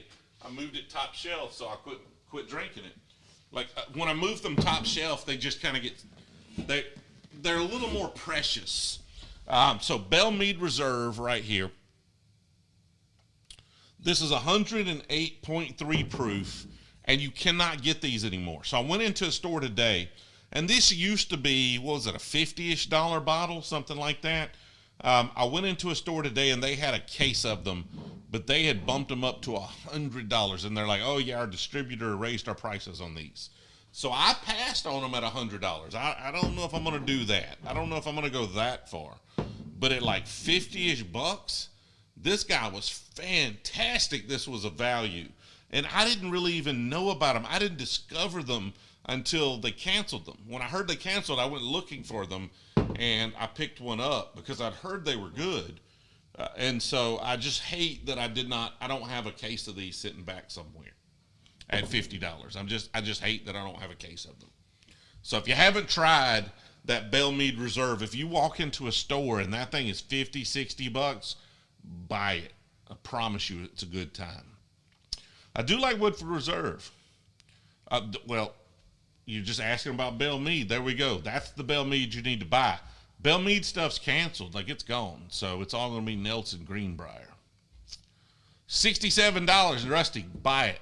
Just buy it. Like, get it. Let me know. It's live. There you go. 58, pick some up. Like, these are gone. Like, once the stock, they're not making this anymore. Once this stock is gone, you will not be able to get another one, and that's a really good bottle of whiskey for sure. I don't like the sour mash at all. I can't even pronounce that, but I don't like the Belle Meade sour mash. I have a Belle Meade sour mash, don't care anything for it. Old Fit 17, $500. So I don't pay more than $200 for a bottle of whiskey typically. But an Old Fit 17 is worth a lot more than $500 on the secondary market. So I would say probably buy that. Like Old Fit 17, last I checked, is like a $1,000 bottle or something stupid like that. So I would probably just go ahead and buy that. Even if that's too much money, just sell it. Grew up in Greenbrier, where Nelson supposedly got the recipe from. Nice. Rest in peace, Coolio. Rest in peace, Coolio. Like, are y'all serious? Like, Coolio's died? I didn't even know that. Like, until y'all mentioned it earlier, I had no freaking clue that Coolio had died. I kind of stay away from the news lately, though. I'm still talking. I'm not doing too much drinking. So, what time is it? It hasn't been that long, has it? That's only 8:47. We've only been going for like an hour and 47 minutes. Why is it canceled? Well, I think the distillery was bought by someone else, and y'all can look up who and all of the details, but I think it was bought by somebody else. I think all of this stuff was sourced by MGP. So I think this was MGP source whiskey, and they're going to start releasing their own distillate under that brand. So they ended up just like making it Tennessee only in a very limited release, because I want to say the distillery that made this, and again, I could be completely wrong. I'm just kind of off the cuff here, but I want to say they were bought by Bardstown, and they're going to be like a contract distiller so basically they're trying to not replace MGP, but be an alternate to MGP for a lot of stuff. So they're like, well, we're not going to be sourcing MGP. We're trying to be an MGP competitor. So they started releasing their own distillate, and they just had, they're like, okay, maybe we can't meet demand to have this kind of distribution. So they really just go in a different direction, but they wanted to kind of keep the legacy alive a little bit and release it under Nelson Greenbrier Reserve. And that could be a completely fictitious story that I just made up. Somebody fact check me. Timothy, what have you missed? All sorts of stuff, man, but I'm not going to recap. What's in other cups? Well, we had all sorts of things we were trying tonight for sure. Sour mash, I would just skip the sour mash for $50. I have not had town bread. So he died today, Daniel. Okay. I was on the road all day in the Lincoln, so I missed it. Bottle opener for merch, like a beer bottle opener. I could do that. Made up story like on the back of the bottle, probably.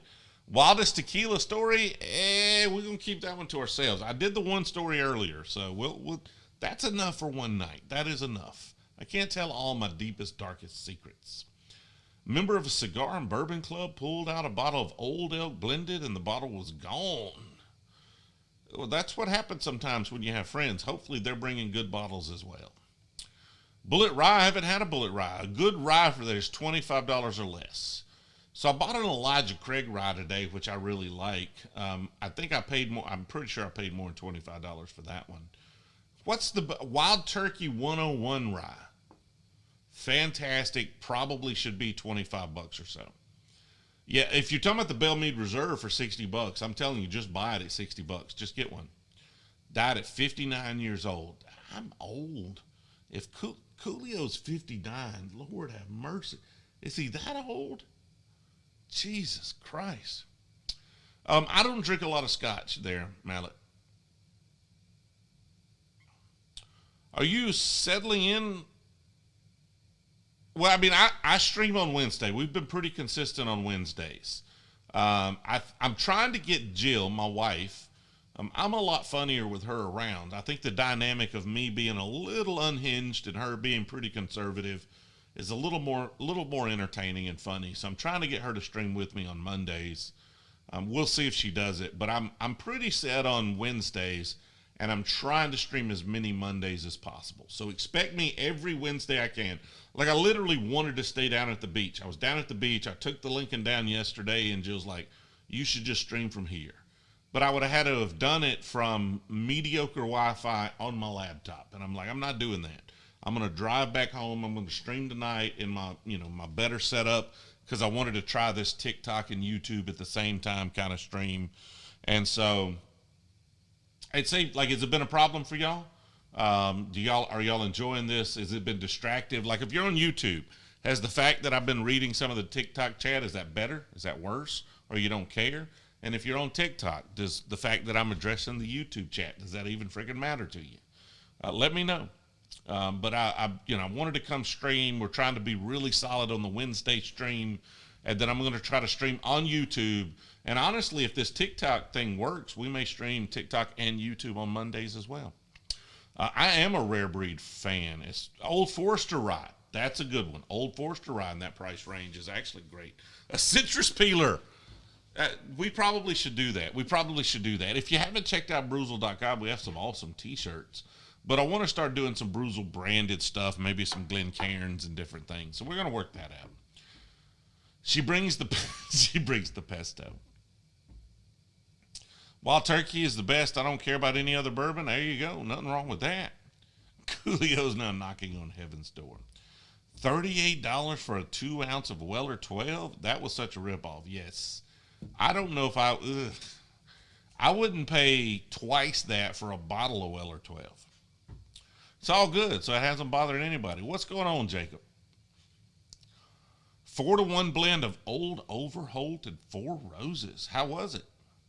Worst whiskey I've ever had. See, the worst whiskeys I've ever had were small distilleries, and I don't want to shit on them, so I'm not going to go there. If you're talking about big distilleries, I just cannot stand the George Dickel stuff. Like, I can't stand it. So I don't mind shitting on a big distillery because they don't care. As long as you rephrase the question so both platforms know the question being asked. There you go. I mean, I feel like I normally answer them in a way where you understand what the question was. Long term, I would see on YouTube, what's great about YouTube is I could do this whole thing. So if somebody says, have you ever had High West Rye? So on YouTube, I can show it. And if I had freaking a streaming key on TikTok, I could show it. I have not had the High West Rye. So hopefully someday I get a streaming key, but I'm not able to commit to what they require. I haven't had Pure Kentucky. Knob Creek Rye for $27. Knob Creek Rye 100 proof for $27. That would be exceptional. Do I have a picture of the Lincoln? I don't know if I could show you a picture. If you were in Discord, if you were in the freaking Discord, I'm going to drop a Discord link in TikTok. Let me see if I can do that. I don't know how I would do that. Can I open up my own TikTok? Nate, you're a mod. Is it possible for you to drop a Discord link in TikTok? Is that a thing? Is Nate still here?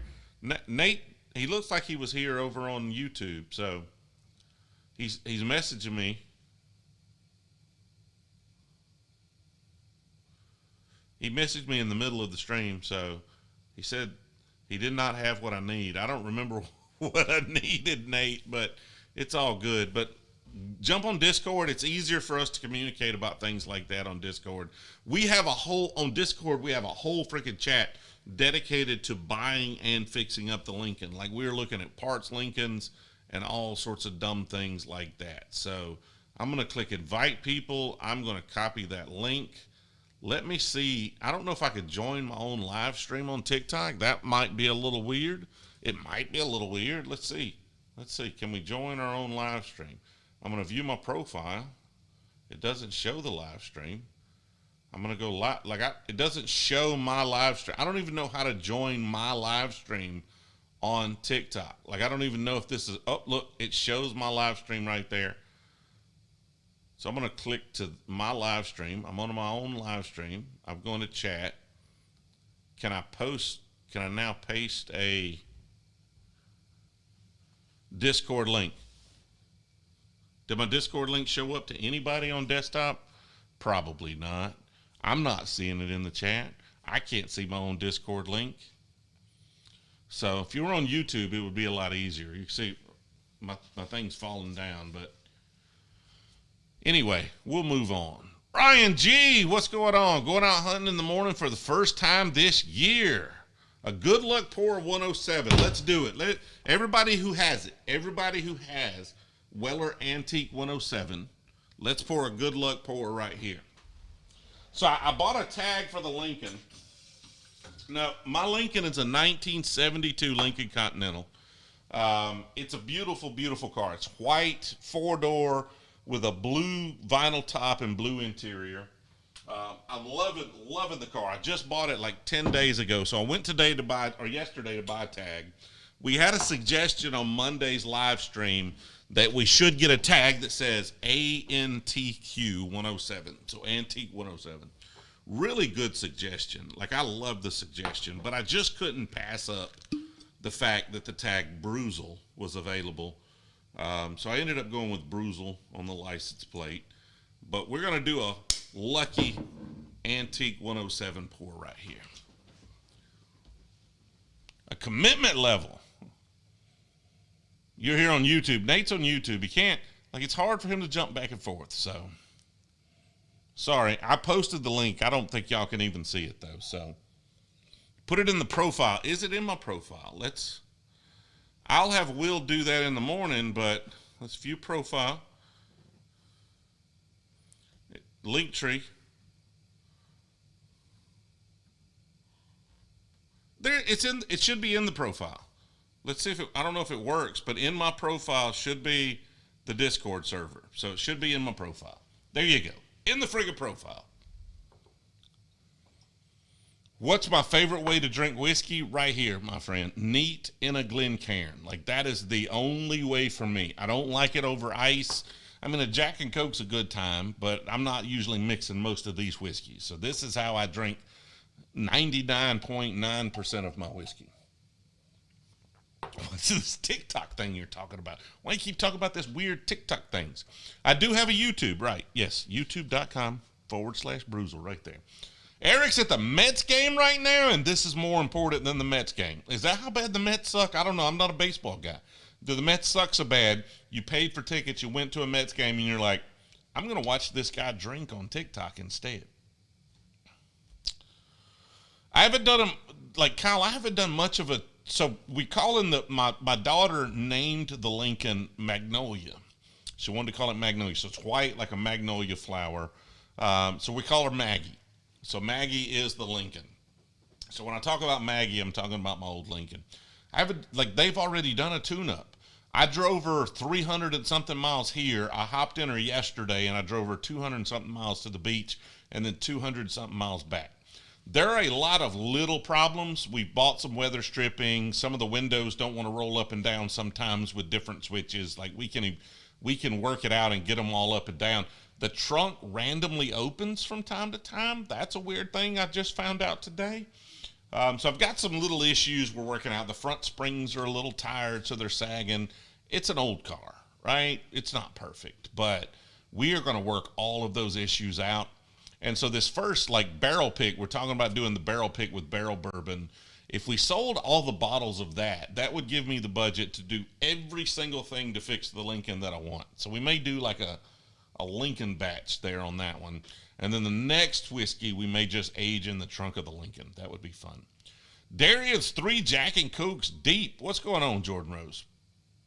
Those short design would look mighty nice as pins. The short designs? I don't know. I'm a little confused. Any tequilas? I'm not a tequila guy. I have had Blue Run High Rye. I liked it. 10-year-old Belle Meade? I have not had this, but I want it. You better buy it, because I don't know if it's a thing you can get anymore. Ooh, I need mods on TikTok, apparently. Thank you, Tyler, for reminding me I need more mods on TikTok. Sipping on some old Granddad 114. That's a good one. Mix it with Bud Light. Nothing wrong with that. Craven? Don't know. Are you saying Kraken? Don't know much about Bamboo. And again, Blue Run. The High Rye is the only one I've had. I like it. Evan Woods. We were drinking Evan Williams Bottle and Bond earlier. It's good stuff. I really want to try the Willet Rye, or the Willet Wheated. I haven't tried that. The Willet 4-year Rye is really good. What's up from Arkansas, man? Welcome. Arkansas's football team's looking pretty good this year. Oh, the Weller Antique, my favorite. Love it. Love it. This is my last bottle. I had so many freaking bottles, and I was so careless with them. Everybody was like, oh, I really want to try it. I was like, here's a bottle. And I gave so many bottles away like an idiot. God, I was an idiot. And now I can't get any more. They may drop in Alabama soon. They used to drop every month, and I could get them all the time. And now they're kind of scarce. They haven't dropped in quite a few months. So I don't know. I feel bad because I had a ton of them, and now I have this. And you see this right here. This is like, I just opened this like this week. And so it's down to here, and then in a couple of weeks it'll be down to here. And then by the next month it'll be down to there. and I will be wanting some more. So I'm gonna have to figure it out.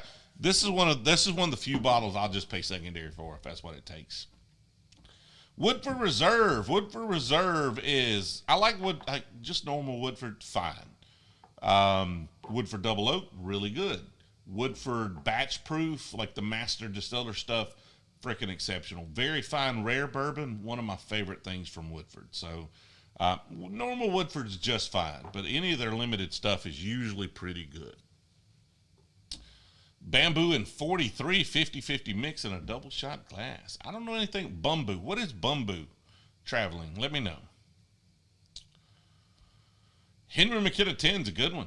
They dropped that in the blind on me Monday. It did all right. Poured a 107 and a Belle Meade. Need to catch up. Catch up, man. Are you drinking the Belle Meade 108 proof?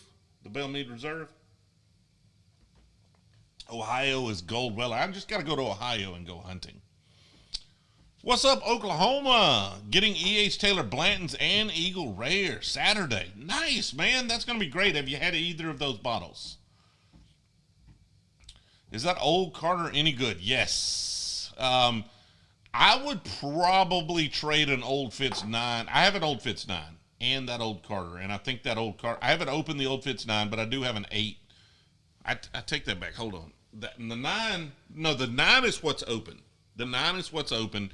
I have an 8 that's not open. I think the old Carter is better than the Old Fitz 9 that I have open. $900 for some whiskey. I mean, if you're buying a super rare whiskey, maybe. Best underrated bourbon. There's lots of underrated bourbons. This right here, $20. Benchmark bonded right there, $20. Fantastic freaking whiskey. Go for it. A red antique for a Stag Junior. I don't think I can make that trade, man. Like Stag Junior's going for $250 on secondary. This one's going for like $100. So it's a good try, but I don't think I can make the trade. Into wine at all? I drink a lot of wine when my wife hands it to me, but I don't really. Mark Emmenecker says 107 is not too hard for me to find. Well, Mark, you're in the Discord, right? Are you in the Discord, Mark? I don't think I've seen you in the Discord. Join the Discord. Nate, drop the Discord link. Join the Discord. I don't know if you're in the Discord. I'm not trying to force you to do something you're not into doing. But hit me up and you can just find me all the Red Label Weller you want, and I will take it off your hands. And I will pay you a slight premium for it. 108 Belle Meade. Nice. That's a good one. Jameson 18 year. I don't know if I, like Darian, sometimes I'm paying attention to two chats, so sometimes I miss. I apologize. I have not had Jameson 18 year. Is it good? Is this a thing I should look up? I was in a store. I don't know what the price was, but I was in a store the other day and they had a blue, like a Johnny Walker Blue Label. And I almost bought it. Like, I don't know. I didn't even ask the price. I almost bought it. I don't really do Japanese whiskey at this point.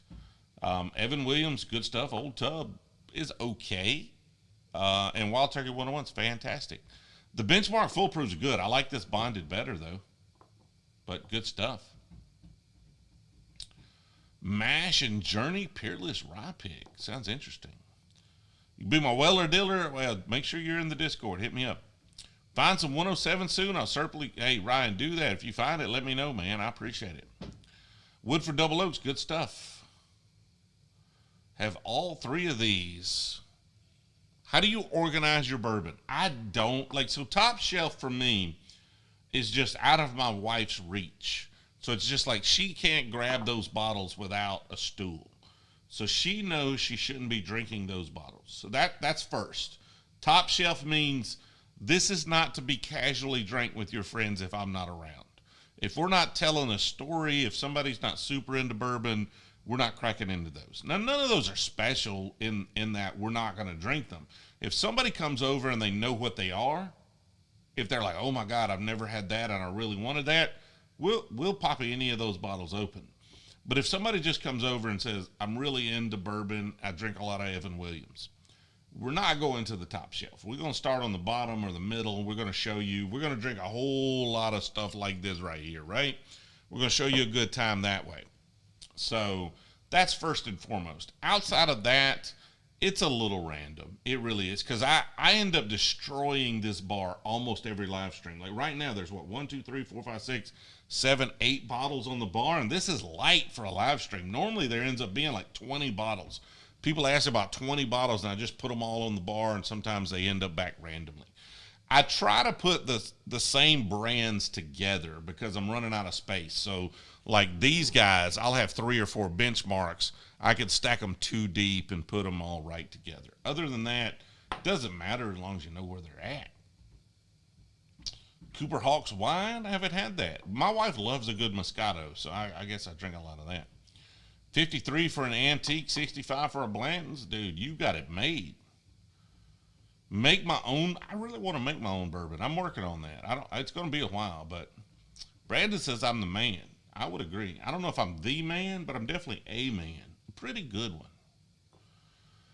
Jefferson's Ocean depends on the voyage. Some voyages are not good. Some voyages are fantastic. Some of the 107 store picks are pretty good. Like all Weller 107 is pretty good to me.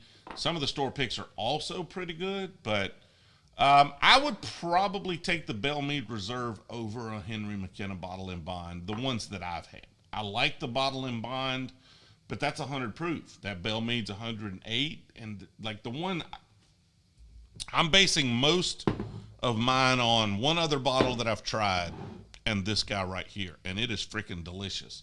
And that's better to me than the Henry McKenna that I've got open on the shelf right now. Blake says the Johnny Walker Blue was surprisingly good. Nice. Top 3 bourbons. This is a question I get a lot. My top 3 bourbons are about 10 or 15 bourbons long, and I've got freaking hiccups. William LaRue Weller, tops of the tops, right? That's number 1.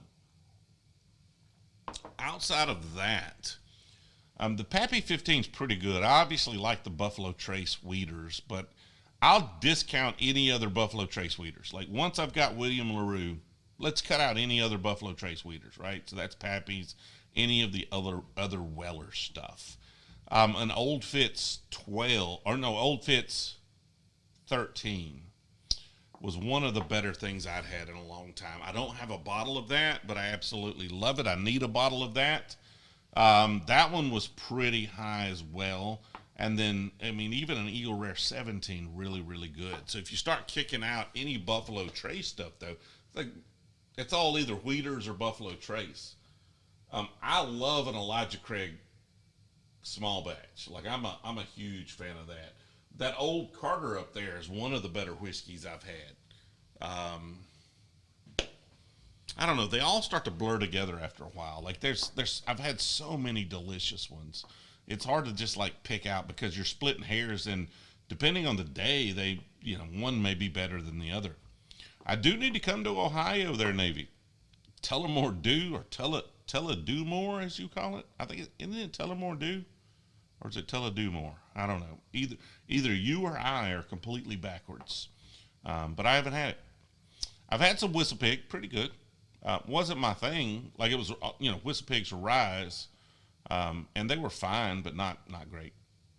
Top 3 must-haves for me that I can get: Old Forester 1920, Michter's, and Rowan's Creek.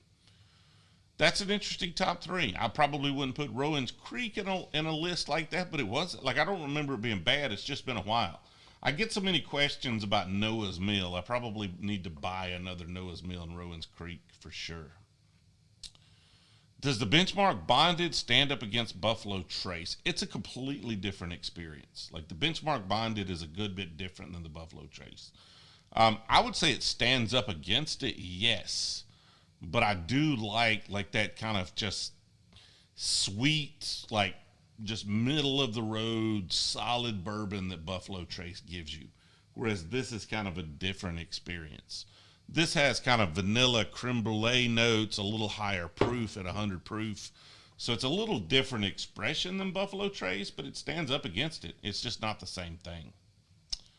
And I've missed some comments over on YouTube. I apologize if they're just scrolling a little faster than I can get to them.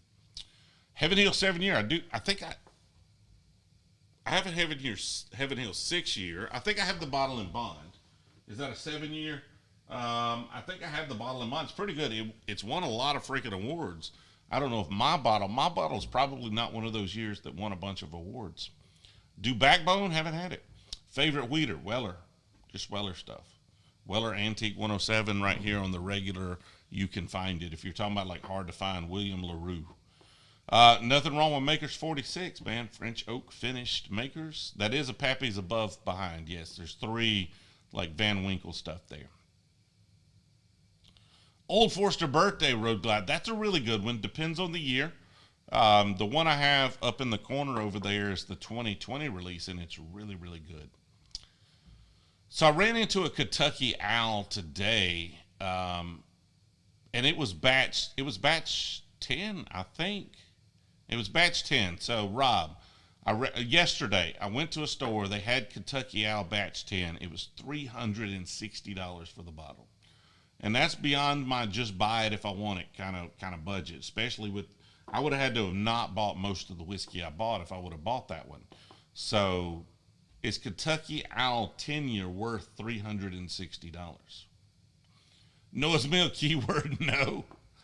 Do I have a picture of my shelves in Discord? No, but I think I do. I think we were doing on the live stream Monday, Nate was trying to help Jill pick some whiskey to try to fool me into picking it instead of the Weller. So I think I posted all of those in general chat. If not, just ping me. I'll be happy to post those in Discord. George T. Stagg hazmat. Which George T. Stagg is a hazmat? Which year is a hazmat? Which batch of Old Carter? That's this past, I want to say this year's New York, New Jersey 01, I think. So it's like a New York, New Jersey from earlier this year. I have a little book, chapter 5, pretty good. I mean, it's a Jim Beam product. It's a barrel proof, high proof Jim Beam product. It's really good though. Again, Whistle Pig's rye stuff. I've had a few. They're pretty good. Not enough to buy another one. What's my opinion on the Van Winkle 12? I think the Rip Van or Old Van Winkle Lot B, which is the 12 year, would probably be the best Pappy's there is if it were 107 proof or barrel strength. But they proof it down to 90 proof. So it's delicious. You get a lot of great flavors on it, but I just can't get over the 90 proof. When you've got the 10-year at 107, you've got this at 107, you've got the 15-year at 107. Why the hell is the 12-year not at 107? Don't know. Miller sipping 10-year-old Knob Creek store pick. Who's Auburn gonna hire? But they got to fire their guy first, right? It's probably going to be many months before they fire him. At this point, like we're in an SEC schedule. My dogs are barking at some. My daughter may be back. What time is it? Yeah, she might be. It's a little late. She might be back. Hopefully the dog's barking is not too distracting for y'all. I don't know who they're going to hire. It's probably going to be a bad hire, whoever it is. Jack Daniel's Green Label? Yeah, I haven't seen the Green Label. I don't know. Noah's Mill is awesome as long as it's the 15-year-old. There's a 15-year-old Noah's Mill? Yeah, I haven't seen that. What's your opinion on Ocas? Got that one. Old Carter, Makers 46. The Benchmark Bonded is fantastic. Nothing wrong with that. Penelope Barrel Strength and Architect. I like the Barrel Strength a little better, but both of them are really, really good bottles. So I don't think you did wrong with either of them. Which build is the Architect?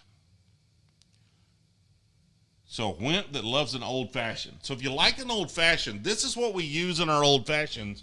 And even if you're drinking it neat, it's ancient age. Now make sure it's ancient. It's got to have 2 ancients, gold label. It's got to say 10 star. This is our old fashioned. This is the one my wife loves the best. And it's pretty dang good. I like Michter's in mine maybe a little better, but Michter's costs like a 750 milliliter Michter's costs twice what this 1.75 plastic bottle of ancient age costs. Just make sure you don't mess up and get ancient age, because ancient age is not anywhere near as good as ancient age 10 star. That's where you should go. And that's made by Buffalo Trace. It's going to be similar to a Buffalo Trace, but a lot easier to get and a lot cheaper. Not everywhere all the time, but easier and cheaper. I looked out and found a KO Kentucky Owl Batch 10 for $180. I think it was mismarked as Lord. Apparently my daughter is calling me, and so this may have ended our TikTok. We may have just froze on TikTok because my daughter is calling me right now. Hello? So you can't unlock the door? You don't have a key? How have you been getting in and out while we were going to the beach? All right, give me a minute. Well, y'all are going to have to give me, like, y'all get to choose right now. Choose.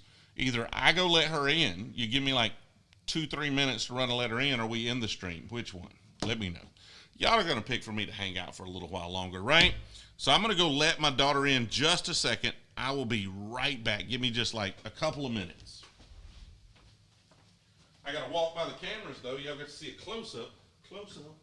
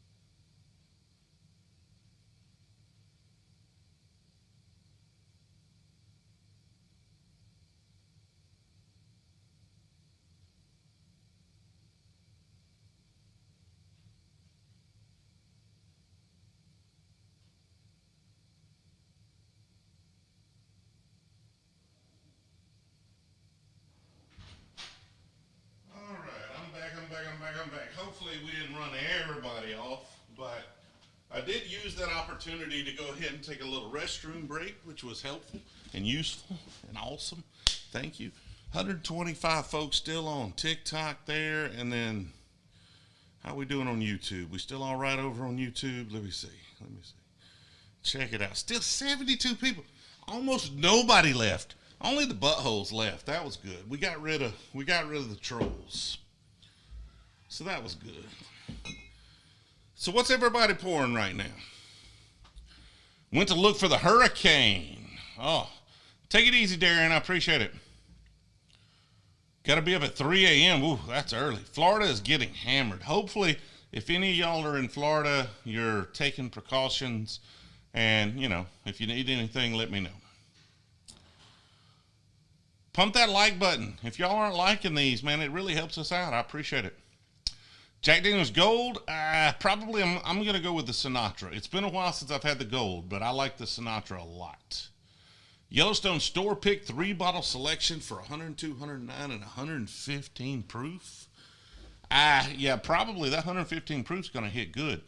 Sweetens Cove, 115 proof. I haven't had Sweetens Cove. I've heard mixed emotions about it, so I've been a little iffy on paying the price for it. Wild Turkey 101 Rye is probably a pretty good mixer. I just bought an Elijah Craig Rye to kind of try for our old fashions here. So how can you find these bottles in Washington? Anybody know, is Washington like a state control state? I don't know. I don't know how Washington does its whiskey allocation. We're going to do a Wild Turkey 101 Rye Old Fashioned here pretty soon. We haven't had that here, so I haven't done that one. My wife is kind of my judge of what like everybody else would like, not just what I would like. So I haven't had a Wild Turkey 101 or an Elijah Craig rye. So I bought the Elijah Craig rye.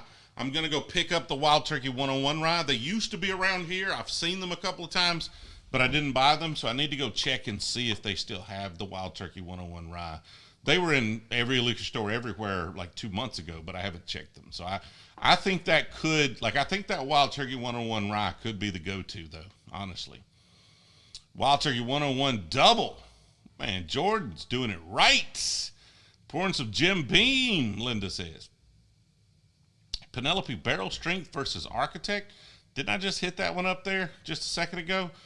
I like the Barrel Strength a little better, but I really like the Architect.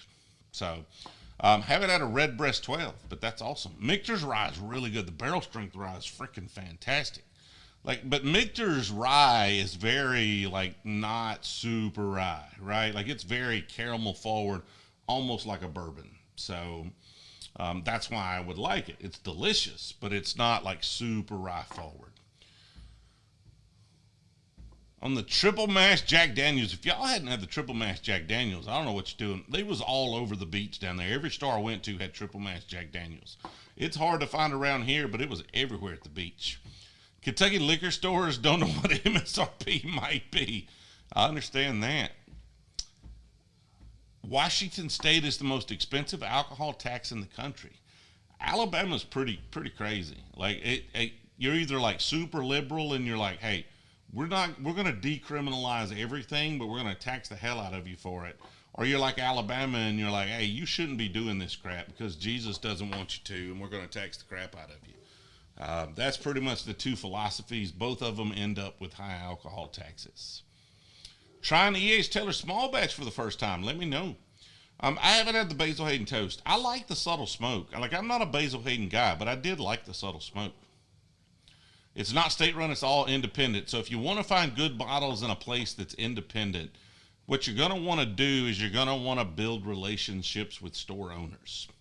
That's pretty much the only way. Like, go into the same store, buy a bunch of bottles. Like, I went into a store this morning. I went into, what was it? The one on 30A we were talking about earlier. I forget the name of it. It was like Oak and Barrel or something like that. I went in there today and I just bought 5 or 6 bottles. Like, they had 5 or 6 bottles that I needed that weren't like bottles that are super hard to find, but I needed them for video. So I just bought them, and then they sold me a Blanton's for a little bit of a markup. That's kind of how you do it, right? But you do it on the regular. So when you go into a liquor store like that, you don't just go in and buy whiskey. You go in with a mission. Every time you need a bottle, go into that store, talk to somebody. What do you recommend? What are your thoughts on this? What are your thoughts on that? I'm going to buy this bottle. What do you think about it? I'm a bourbon guy. I love bourbon. You're cool. I'm cool. Let's hang out. Maybe we swap Instagrams, right? And so you just build that relationship to where they know who you are. They know you're a customer. See if they have a list and ask them. Like, everyone I go into, I'm just like, how do y'all handle the allocated stuff? I'm not an ass about it. They're like, oh, we just keep it for customers that come in a lot. I was like, that makes a lot of sense. Like, you know, your store, you're trying to make money. It makes a lot of sense. You probably should do that. If they're like, oh, we just never get any allocated stuff. That's cool, right? Just don't be an asshole. But it doesn't hurt to ask. Like, how do y'all handle it? Is this a lottery? Like, he's like, well, normally we just kit it up, right? So I went into the one this morning. We just kit it up. So they had Blanton's with a bunch of other crap I didn't need. But I bought a bunch of bottles I did need, and he's like, well, then I'll sell you this one too. It's fine. It's a little more than I really want to pay for a Blanton's, but I figure I might give it away in our patron group or something like that, right? Like, somebody will really want it. So I just took it at that price. It's not a big deal, but so when you want those in a non-state run state, it's just about knowing people. And then they'll call you. We got some stuff in. Come by. Haven't had Johnny Walker Blue. Almost bought it this week, but I haven't had it. I hear Jim Beam Devil's Cut is really good. I have not bought it yet, but it's on my list. The Dubs is still asking Penelope Barrel Proof versus Architect. I did answer that, right? Am I hallucinating? Did I have some rum earlier? Like, where are we at? We went down to like Destin area, so we were on 30A. I took the Lincoln and just did a quick trip down yesterday, watched the sunset, and came back. Had a store call me last week when the Weller arrived. There you go. Exactly. Is Blanton's overrated? Yes, it's delicious and it's overrated. Washington booze tax is almost 20%. Lord have mercy. Summed up Southern politics in 15 seconds. It's pretty accurate, Rob. Pretty accurate. Living in South Carolina, liquor stores don't stock a lot. If they do, it's usually pretty expensive. If you're in South Carolina, have you checked out Southern Spirits? I want to say it's up close to Charlotte. They're on TikTok. They actually do some pretty cool stuff, some really awesome drops every month. So you might check that out. Might be a little bit of a drive for you, but you probably could find some stuff. Decent luck. So this is what I found. I filmed a video. That video may be out next week, maybe the week after. This is what I found at the beach. If I went away from the beach and I went to like a Cash's Liquor or any small liquor store away from the beach, nothing. And if they had anything, it was super marked up. So I found one, they had like a few E.H. Taylors. And the E.H. Taylors were like $200. And if they had a Blanton's, it was going to be like $150. And I'm not doing that at all. So once you get into like the rich neighborhoods, so you get into like 30A, where you've got all these fancy things, they have huge selections and a lot of moderately hard to find stuff. Not a ton, like you're not going to find Pappy's or, a George T. Stagg sitting there, and you might, but like on the regular, you're not going to find something like silly hard to find. There were no Blantons sitting on, well, I mean, I did find the one Blanton's on one of those, but they had, a lot of Calumet 16s and 15s and Elijah Craig Barrel Proof and stuff like that. So a lot of moderately hard to find stuff, and they were slightly marked up, but most of them were not marked up. So like an Elijah Craig Barrel Proof, what is that? Somebody tell me MSRP on an Elijah Craig Barrel Proof. I want to say that thing's like 70, 80 bucks. And they had it for like $99 or something like that. So a little bit of a markup, but not near secondary on some of those bottles. Try the ritzy, rich areas when you're at the beach, what it boils down to. What's the max I will pay for a blend? $100 is the max I'll pay for a blend. That's the limit. That's it. Once it goes into triple digits, and honestly, I negotiate usually down to like $99. When they say it's 100, I was like, 99 is what I needed to be. 17-year Eagle Rare was tasty. Dude, Mr. Salty's breaking out the heavy hitters just for me. Going to George T. Stagg. Awesome.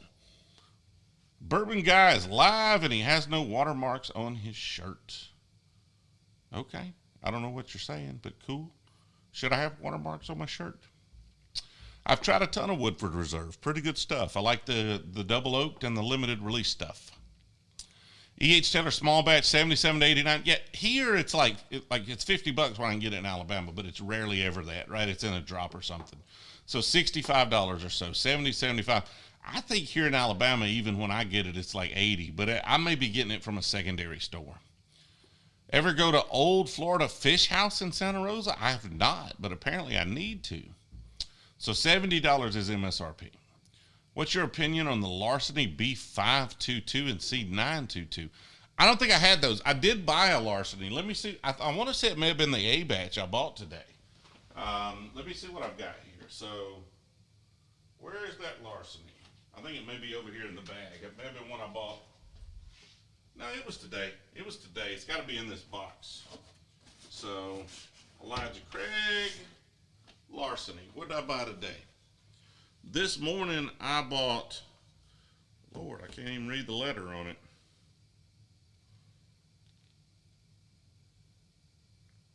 That's B522. I haven't had it yet.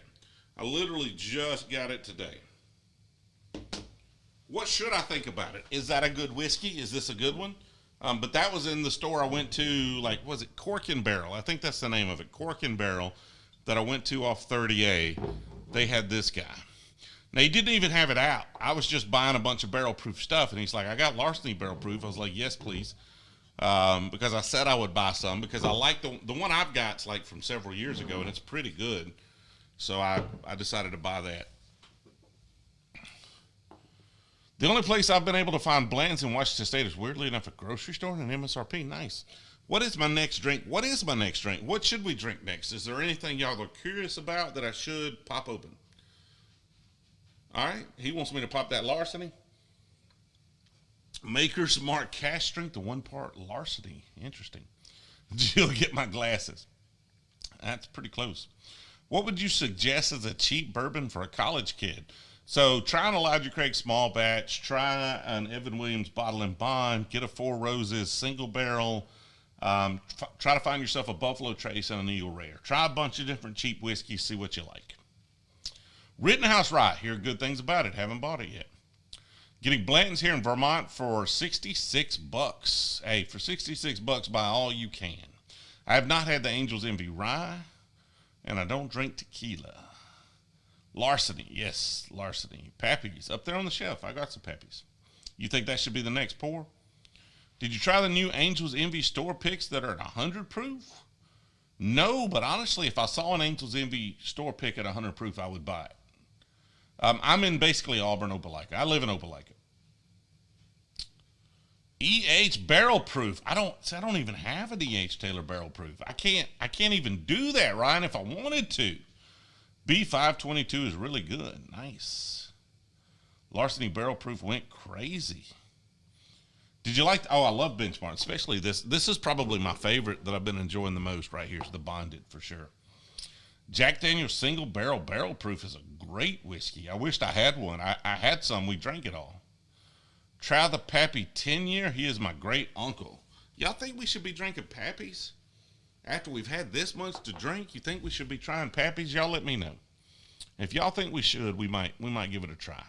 The Old Carter, Rob says. That's a good one, too. Ancient Age is good for the price. Ancient Age is great for the price. Ancient Age, not wonderful. You think I should hit the Larceny there? Is what you're saying? Pop that thing open. Knob Creek 18 show up there. I haven't had it. I mean, I have a, what do I have? I have 12, 15. I have not had a Knob Creek 18. 80% whiskey, 20% human. You're almost done. 90 to 100 for those AE picks. Old Forester barrel proof rye. I need an Old Forester barrel proof rye. I'm going to be honest. I don't have one. I need one. Costco has Buffalo Trace. Dude, the Cork and Barrel they had 1.75 Buffalo Traces for like $50. I should have bought it. My daily pour is going to be Weller Antique 107 when I can get it. George T. Stagg, they're saying no to the Pappy. Everybody said try the Larceny. So I think maybe we should just crack the Larceny open.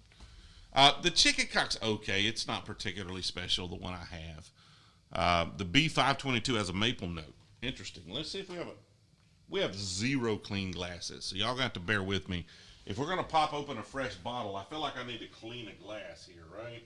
So we're going to try one of these like aged in ore glasses that I got from the meetup with Bourbon Junkies. We're going to try one of those for this. I'm rinsing out the glass. We got the jets over here. It takes forever for this water to get warm. This water over here at this bar takes forever to get warm. I don't know what the deal is with that. I think the pipes are just so freaking big that nothing gets warm. Make sure I've got rid of all the soap. I don't want my whiskey to taste like soap, but I don't have any paper towels down here so it's going to have just a little bit of water in it from the glass there. Wild Turkey Rare Breed is fantastic for sure. I don't have any Lux Row. Nothing with Lux Row brand on it. If y'all are not following or subscribed, how did that happen? How did that actually happen? I don't know. You probably should. We've also got live stream. Lord have mercy. It may be time for me to quit. Live stream membership over on TikTok, which is pretty cool. I'm hoping we're pretty close. I'm hoping by mid next month we'll actually be monetized on YouTube, so we can have channel members and super chats and all of those cool things as well. But we're still probably, I don't know, as long as this stream's been. That's one of the fun things about taking this stream to 3 or 4 hours. We might be able to hit that number a little faster, so that's kind of cool. I'd like to do that. That would be fun. But again, if you're just joining, make sure you're on Discord. There's a link in the bio if you're on TikTok. If you're on YouTube, people have been dropping it in there. Uncle Nate is dropping it on the regular right now. The Discord is where we communicate and have a good time and talk about whiskey and Lincoln Continentals and all sorts of fun things. So, I like Discord. Like, TikTok is so freaking difficult to communicate with folks. I can't get on desktop. Half the time if I get on desktop, I can't even see DMs. So I got to get on the app, and that's just a pain in the ass. So Discord is so much more fun if you're not on the Discord. I like Ezra Brooks 99 proof. Now the Ezra Brooks Master Distiller stuff is freaking fantastic. What other bourbons like? Oh, I don't know if there's anything like Wild Turkey Rare Breed where it's just like super high proof and super regularly available. I don't know if there's anything quite like that. That's like Wild Turkey can. I have a hard time saying this. I have to slow down. This has got nothing to do with drinking. If I'm stone sober, I can't say Wild Turkey Kentucky Spirit. Also a good one. If you like the Wild Turkey stuff, try the Russell's 10-year, Russell Single Barrel. All good ones. Remember the days where I drank straight from the whiskey bottle? I never had those days. 42 is still not monetized. Okay, so that's a good question. I have 42,000 subs, but almost all of our views have been on shorts, and short views do not count toward monetization. Like, we've had almost 10 million views this month, but none of those count toward monetization. So we're really just now starting to focus on long form content. We've really only been streaming here for, several weeks. What are we, 4 or 5 weeks into streaming now? So, and YouTube doesn't promote live streaming to shorts viewers so much. So it's just kind of hard to transition from shorts to monetization. Now, YouTube just announced some new monetization for shorts, but it won't happen until next year. So their requirements around monetization for shorts, we meet all of those, but that won't matter till next year, and we'll have monetization on long form videos before then. So it's a weird situation we're in there, but such is life. Russell's is underrated. I don't disagree with that. Evan Williams 100 proof, pretty good stuff. We were drinking it earlier. It didn't do well in that blind, but that was a shocker because that was my favorite going in. Anita Parker's Heritage Reserve. I do need one of those. I don't have one. I have not tried Wilderness Trail small batch. No. I haven't tried Russell's Single Barrel Rye. Four Roses Single Barrel, good stuff. Old Forester 1910 is great. I love the 1920 just because I like the proof. Freedom says, might be a Kentucky thing. I missed the previous comment. Sorry there, Freedom. Preach on the turkey. I probably shouldn't. I probably shouldn't be telling people about the turkey. How did I get 40? Well, we got 42K subs in 2 months. So July, I guess it's 2.5, 3 months. It's just shorts, man. For like the last week or so, we've done like 500,000 views a day for a while. I think now we've had a couple of videos kind of peak and are coming down, and we're doing a bad day for us on YouTube right now is 100,000 views on a short. So it's 10 million views in a month. We've probably done, 12, 14 million views the last couple of months. That's how we do 42K in that short of a time frame. Like, we didn't start posting regularly on YouTube until July 5th. And we're at July 5th, we had, probably 35 subs, something like that. And so we've gone from 35 subs to over 42K since July 5th. The aged Denor. If y'all don't have the aged Denor glasses, so I'm a big fan of the Glencairns, right? I like the knob. I like to be able to swirl it around and seem all fancy and sophisticated. I do enjoy that. But these have a nice base, and they're really good. Like, they're heavy glass. They've got a great shape to them. They hold a little more whiskey, which can be dangerous, but they're a really good blend between these Glencairns and like a rocks glass. So they have that rocks glass feel. So if you're coming from drinking your whiskey over ice and you want to try it neat, these are like really great glasses. So aged and or. 1910's better than the 20. Interesting. I need to get one and try those. Got 5 different Parkers. Now you're just rubbing it in, man. Finally tried the McKenna. What'd you think? Smoke Wagon is pretty good stuff. It's MGP source whiskey, but there's a lot of great MGP stuff out there. Do you like some of the wheated whiskeys? I mean, these are bourbons, so like Larceny is a bourbon. It's wheated, but it's still a bourbon. So bourbon means it's 51% corn on the mash bill, but the second most prominent grain is wheat. So like my Weller Antique 107 and stuff like that, they're wheated, but they're still bourbons. I don't think I've tried anything that's wheated that's not a bourbon. Shanks, I need a Shanks. I've passed on it a couple times. I wished I would have bought it. Take it easy, Ionizer. Whistle Pig fan, nice. Nothing wrong with that. I think Buffalo Trace is a great easy sipper. $25, buy it all day.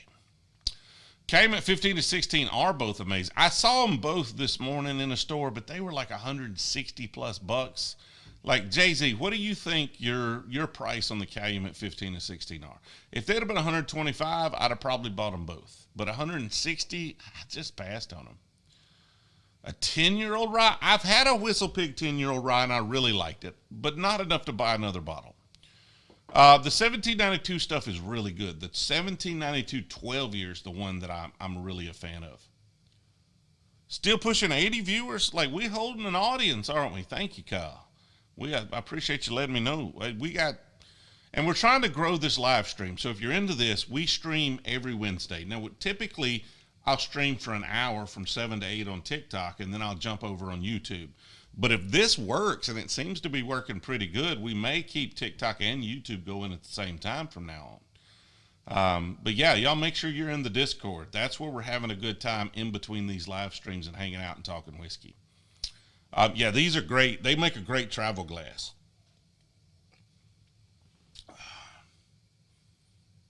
So this, I poured this freaking Larceny and I didn't even try it. That has a great nose to it. God, that is delicious. That's got a ton of proof. A little too much proof. A little too much proof, right? So it's not the Antique 107. That sucker is what, 61% alcohol, so 123.8 proof. Whew. So the proof is a little much. It might benefit from a couple of drops of water.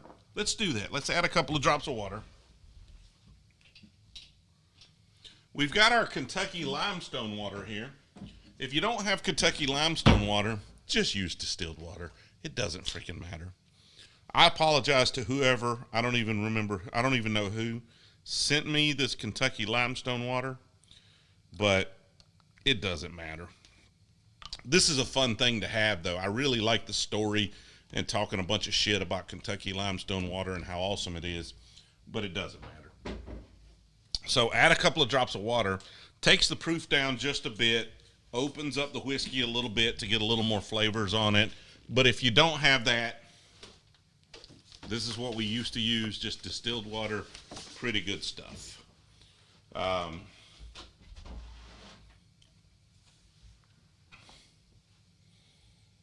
YouTube's been way better, much happier over here. YouTube's a little more laid back. On TikTok, we get a lot of... We got like a cool core group of people on TikTok that hang out on most of these live streams. But we get a lot of kind of weirdos coming and going. So, yeah, but YouTube's usually got a kind of positive vibe over there. I have a Hirsch, like 8-year high rye. I may try it in a minute. I thought it was fine. It wasn't great.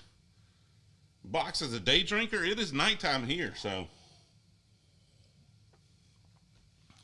Oh my God, with a little water on it. That is so good. Like, I don't know, I don't have a ton of Larceny experience. I have a Larceny from a couple of years ago, and it was pretty good, but I think this one's better. B522 from Larceny this year is a really good whiskey. Thoughts on egg salad? Like, it's pretty good. But, like, if you're going to go with, like, some sort of salad like that that doesn't contain lettuce, do a chicken salad. Like, seriously, come on now. Like, get it right. Larceny Barrel Proof. This Larceny Barrel Proof is worth $90. Yes, B522. Can bourbon be a personality? No, but it might help enhance yours, or it might make it a little worse. Can't find Taylor? Yeah, I mean, I'm assuming you're talking about E.H. Taylor. Yeah, that's rad. Glad this popped up on my feed. I'm glad it popped up on your feed as well, man. Welcome. Willet Pot Still Thoughts. The reel says, so Willet Pot Still, let me grab the Willet Pot Still. Let me grab it so y'all that don't know understand what I'm talking about. Now, this is an older one. This one's been, I've had this one for a couple of years. This is Willet Pot Still. This is one of the best bottles on the planet, right? It is in the shape of a pot still. It's a little palatial, but you know, if you're not too juvenile about it, this is in the shape of a pot still, which is what they would use to make this particular whiskey. Gorgeous bottle, stands out on the shelf. Everybody that comes in asks about it, but it's just an okay whiskey. It's not a bad whiskey. Now, this year they changed the whiskey that's in here. If it's got like a barcode on the back of it, which mine does not have, it's a different whiskey than what's in this one. I think the whiskey that's in that one is a little better, so it's slightly better meh whiskey, right? Like it's fine. It's slightly better fine whiskey than what's in here. But why this gets so much hate, and this gets a metric shit ton of hate. It gets that much hate because it is a fantastic bottle, and your expectations are through the roof, and then it's just an okay whiskey. And so it's expectations versus reality. So it's like when I go to a movie. If I go to a movie, if this movie has been super hyped up, like if I hear it's the greatest movie ever, and then I go into that movie and it's just a pretty good movie, then I leave very disappointed because I was expecting it to be the greatest movie I've ever seen, and it was just okay. Like, it wasn't a bad movie, wasn't worth complaining about, wasn't worth being upset about, yet here I am finding myself upset because I was expecting it to be the greatest movie I've ever seen because all my friends told me it would be, but it's not. But if I just find some random movie on Netflix in some foreign language or something that's been dubbed over, and I don't expect anything from it, and I watch it, and I'm not expecting anything. Like, I don't expect it to be great. It's just filler. It's background filler. I need to kill a couple of hours, and it turns out to be pretty good. It may not even be better than the other movie that I hated because I was expecting a lot from it. It just may be equally as pretty good, but I expected nothing. Then I'm delighted by it. And those same things apply to bourbon, right? You expect a lot out of something that comes in a bottle like this, and then it's just not to that level. And then you have something that is in a lesser bottle, and it's pretty good. So then you're just much happier because your expectations have at least been met with it, right? So that's the problem with Willet Pot Still. A+ bottle, C whiskey. Not a bad whiskey, not a terrible whiskey, not worth the hate that it gets, but just not an A+ whiskey. And that's why people love Blanton's, because Blanton's has an A+ bottle, but Blanton's is like a B+ A- whiskey. Like, it almost lives up to those bottle expectations. And in some cases, some bottles, it may actually live up to those expectations. It's still overhyped. Don't give me hate on that. But, you know, I'm not saying it's a $200 bottle of whiskey, but it is like expectations versus reality. Von Payne have not. Takes up too much space. It does do that, Josh, man. Cool bottle. Peerless I've got a bottle of Peerless. It's actually really good. There's a bottle you use for bingo. Squid Games. There you go. That's exactly what I'm talking about. Squid Games is good stuff. Just jumped. So, yeah, jumped over from TikTok. It's much higher quality over on youtube.com/Brewzle if you're into that kind of thing. Peerless is good and good stuff. Really good bottle. Like, it doesn't grab your attention, but if you hold the bottle in your hand, it's a good bottle. Oh yeah, don't buy it based on the bottle. Like, it's not, like, Willet Pot Still's not great. It looks great. Kentucky Owl is way overpriced. I'm hearing some of those normal Kentucky Owls are really good. Like Batch 9, Batch 11, I'm hearing they're really good. Oh, no. I'm a War Eagle. I got to go that route. Blends is overrated. Still delicious. Like, that's what I got to get through to you. It could be good and still overrated. Pappy's is delicious, fantastic, one of the best bottles I've ever had, and way overrated. Like, those things are not mutually exclusive, right? Like, it could be both good and overrated. Best bottle around $100. Like, what can you buy for $100? If we're not talking secondary price, what can I go to like, honestly, I quit buying most bottles at around like 80, 90 bucks. So at 80, 90 bucks, you can get a lot of really fun single barrel stuff. That's what I would do, is a store pick or something like that. Eagle Rare is good stuff. Whistle Pig's fine. Been hearing good things about, the chat's moving a little fast on YouTube. JTS Brown. I don't think I have a JTS Brown.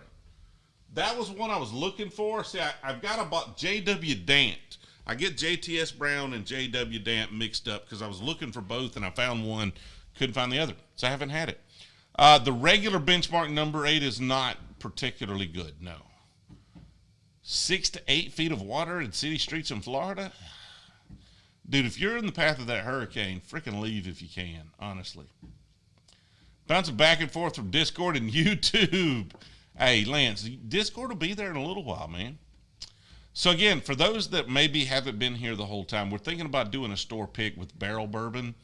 I've been talking to him. I talked to him today about doing a custom blend and picking a barrel.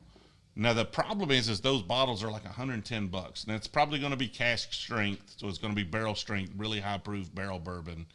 And we're thinking about doing that. So if you're interested in something like that, let me know. And make sure you're in the Discord. It's in my bio on TikTok, and we've been posting it in the chat on YouTube. That's where we're going to discuss it if you're interested in something like that. How do you find me on Discord? So if you get on YouTube, somebody post it in the chat. Nate, if you could, make sure they've got a link. Knob Creek 12 is a good one. I do have Fable and Folly. Somebody gave me that bottle. I really liked it. Wild Turkey Kentucky Spirit. I cannot say Wild Turkey Kentucky Spirit without trying to say Wild Kentucky. I can't do it. Wild Turkey Kentucky Spirit is really good. It's not as good as the Rare Breed to me, but it's a good bottle. Jefferson's Ocean, $80 well spent. That's a little pricey. Like for 80 bucks, I think you're probably getting the cask strength version. I think the normal Jefferson's is like 60-ish bucks. I could be wrong about that. Somebody correct me if I'm wrong. It depends on the voyage. So like Voyage 17, it's just salt water. Like it's salty bourbon. But Voyage 22, their wheated bourbon, fantastic. Like it almost tastes like a Michter's product. I really liked it. Haven't had Old Overhold Bonded Rye, but I would like to. That would be fun. Woodford is the best bargain on the market. I don't know if I'd go that far, but I respect your opinion. Woodford is a fantastic whiskey. Proper 12 to Jameson. So Proper 12 is a little sweeter, a little simpler than Jameson. I found Proper 12 a little better to me. Jameson has more flavors, but I didn't like the flavors it added. So I thought the Proper 12, like if you're just talking about easy to sip, going down, no burn, want to have a nice buzz all night kind of whiskey, I thought the Proper 12 solved that problem pretty good. My thoughts on infinity barrels are fun. I like infinity barrels. I would really love to have an infinity barrel, but nobody ever comes to the house. We got to rectify that situation at some point, but like a whole barrel of whiskey here just sounds like a daunting task. I never finish half of these bottles. What am I going to do with a 53-gallon barrel full? Sazerac. So Joseph says Sazerac's a good rye. I don't like Sazerac rye. If you're talking about normal Sazerac rye, I don't like it at all. Don't like it at all. But people who really like rye flavors do tend to like it. Not a thing I enjoy at all. For me, I prefer a Michter's rye, which is like not super rye forward. It's a little more bourbon-esque. Wild Turkey rye, 101. Wild Turkey 101 rye, really good. I have a John J. Bowman. I've had the port finish Bowman. I haven't had just a regular old Bowman. I have a John J. over there we're going to shoot a video on. I haven't opened it yet. I like Henry McKenna. The Henry McKenna 10. Like normal Henry McKenna, I've got a bottle back there. Meh. The McKenna 10, pretty good stuff. Voyage 26 rye would be interesting. I haven't had that. 19 wasn't bad. We did mash bill on that one too. Interesting. Bowman is a great person. So Bowman is, made by Buffalo Trace, and then they send it to Virginia, redistill it, and then age it. So it's going to be a Buffalo Trace stuff. I'm not into scotches, and I apologize. The chat on TikTok, we've got like 320 folks in there, so it's moving a little fast for me. Not a tequila guy. Few rye. Haven't had that. Interesting. I haven't. I've had some of the Buffalo Trace. I want to say I had the wheated Buffalo Trace. No, it was the rye. I had the rye Buffalo Trace kosher. I really liked it. I'm supposed to hopefully have some of those coming in the mail here pretty soon. Haven't had Jameson Stout Barrel or Tin Cup Rye. Love Woodford, but it's too expensive for what it is. That's fair enough. I agree. Double oak, yeah, I like the double oak, but it's like $60. So I don't always buy it, but I do like it. Went all wheateds on an Infinity, Kyle. You have to let me try that. Jack Daniel's rye. I don't think I've ever tried the Jack Daniel's rye. I've just now started getting into ryes, and I haven't bought a ton of them. Into Hotel Tango. Interesting. Are you really liking the Hotel Tango stuff? Like, it just sounds a little odd, so I didn't buy it. Like, the branding didn't speak to me, so I didn't buy it. I've seen it a couple times, but I didn't buy it. Knob Creek 120 proof. I don't think you go wrong with a Knob Creek 120 proof. I don't know if I've had a 120 proof Knob Creek small batch, though. Buffalo Trace puts out the best bourbon. Who agrees and disagrees? I mean, it's hard to argue with that. But there's a lot of folks putting out a lot of great bourbon. But they are definitely right there at the top with anybody. The 10 Cup 10 year, it's been a while since I've had it, but I hear great things about the 10 Cup 10 year. Same thing for Bullet. Kind of the same thing. I don't have one, though. Don't forget Bibb and Tucker. I used to get a lot of recommendations on Bibb and Tucker, but I haven't bought it. Honestly, it's been kind of on my list, but I haven't seen it in a while. Haven't had the Rabbit Hole Rye. Kentucky Tavern, I need to give that a try. Interesting. What's my go-to for a nightcap? I mean, I'm not a nightcap guy. I don't have a problem going to sleep. If I just want to go to sleep, I just lay down, I go to sleep within like 5 minutes.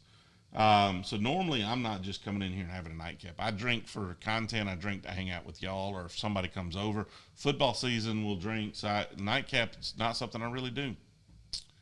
I haven't had the Rabbit Hole. Buffalo Trace. I need more Buffalo Trace kosher, and I think, like I said, I may have those coming. Buzzard Rye. Haven't tried that. Or Rare Stash. Bullet's fine. I just don't have any. Like I had some Bullet, and somebody really wanted it. I had a Bullet like single barrel, and somebody really wanted it. I gave it away, and I just haven't bought another. It just hasn't moved to the top of my list. The Uncle Nearest I have is 1856.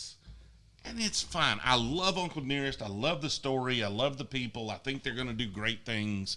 But what I've had from them so far has just been fine. But it's all sourced whiskey. It's not their own distillate. The stuff I've had, I'm pretty sure. Yeah, Linda, I appreciate it. Thanks for hanging out. And look for me next week. And make sure you're on the Discord if you want to continue the conversation the rest of the week.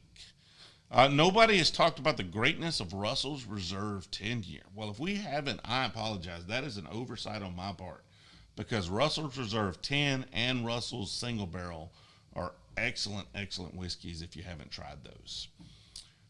Do I have a high proof Knob Creek? Let me see what Knob Creeks I have. I don't think I have anything like super high proof from them, honestly. But let me look. I'm not sure.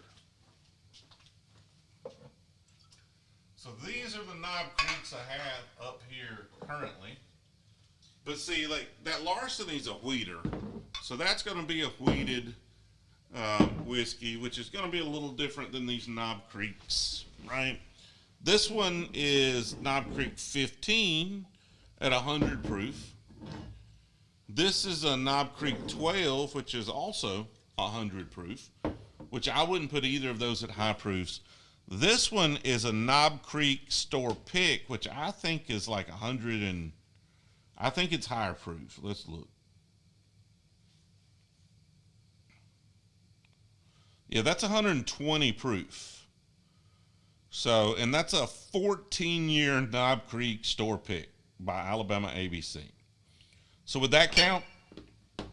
Would 120 proof Knob Creek store pick, would that satiate your appetite for a high proof Knob Creek comparison? Let me know. Nashville Barrel Company, haven't had it. Interesting.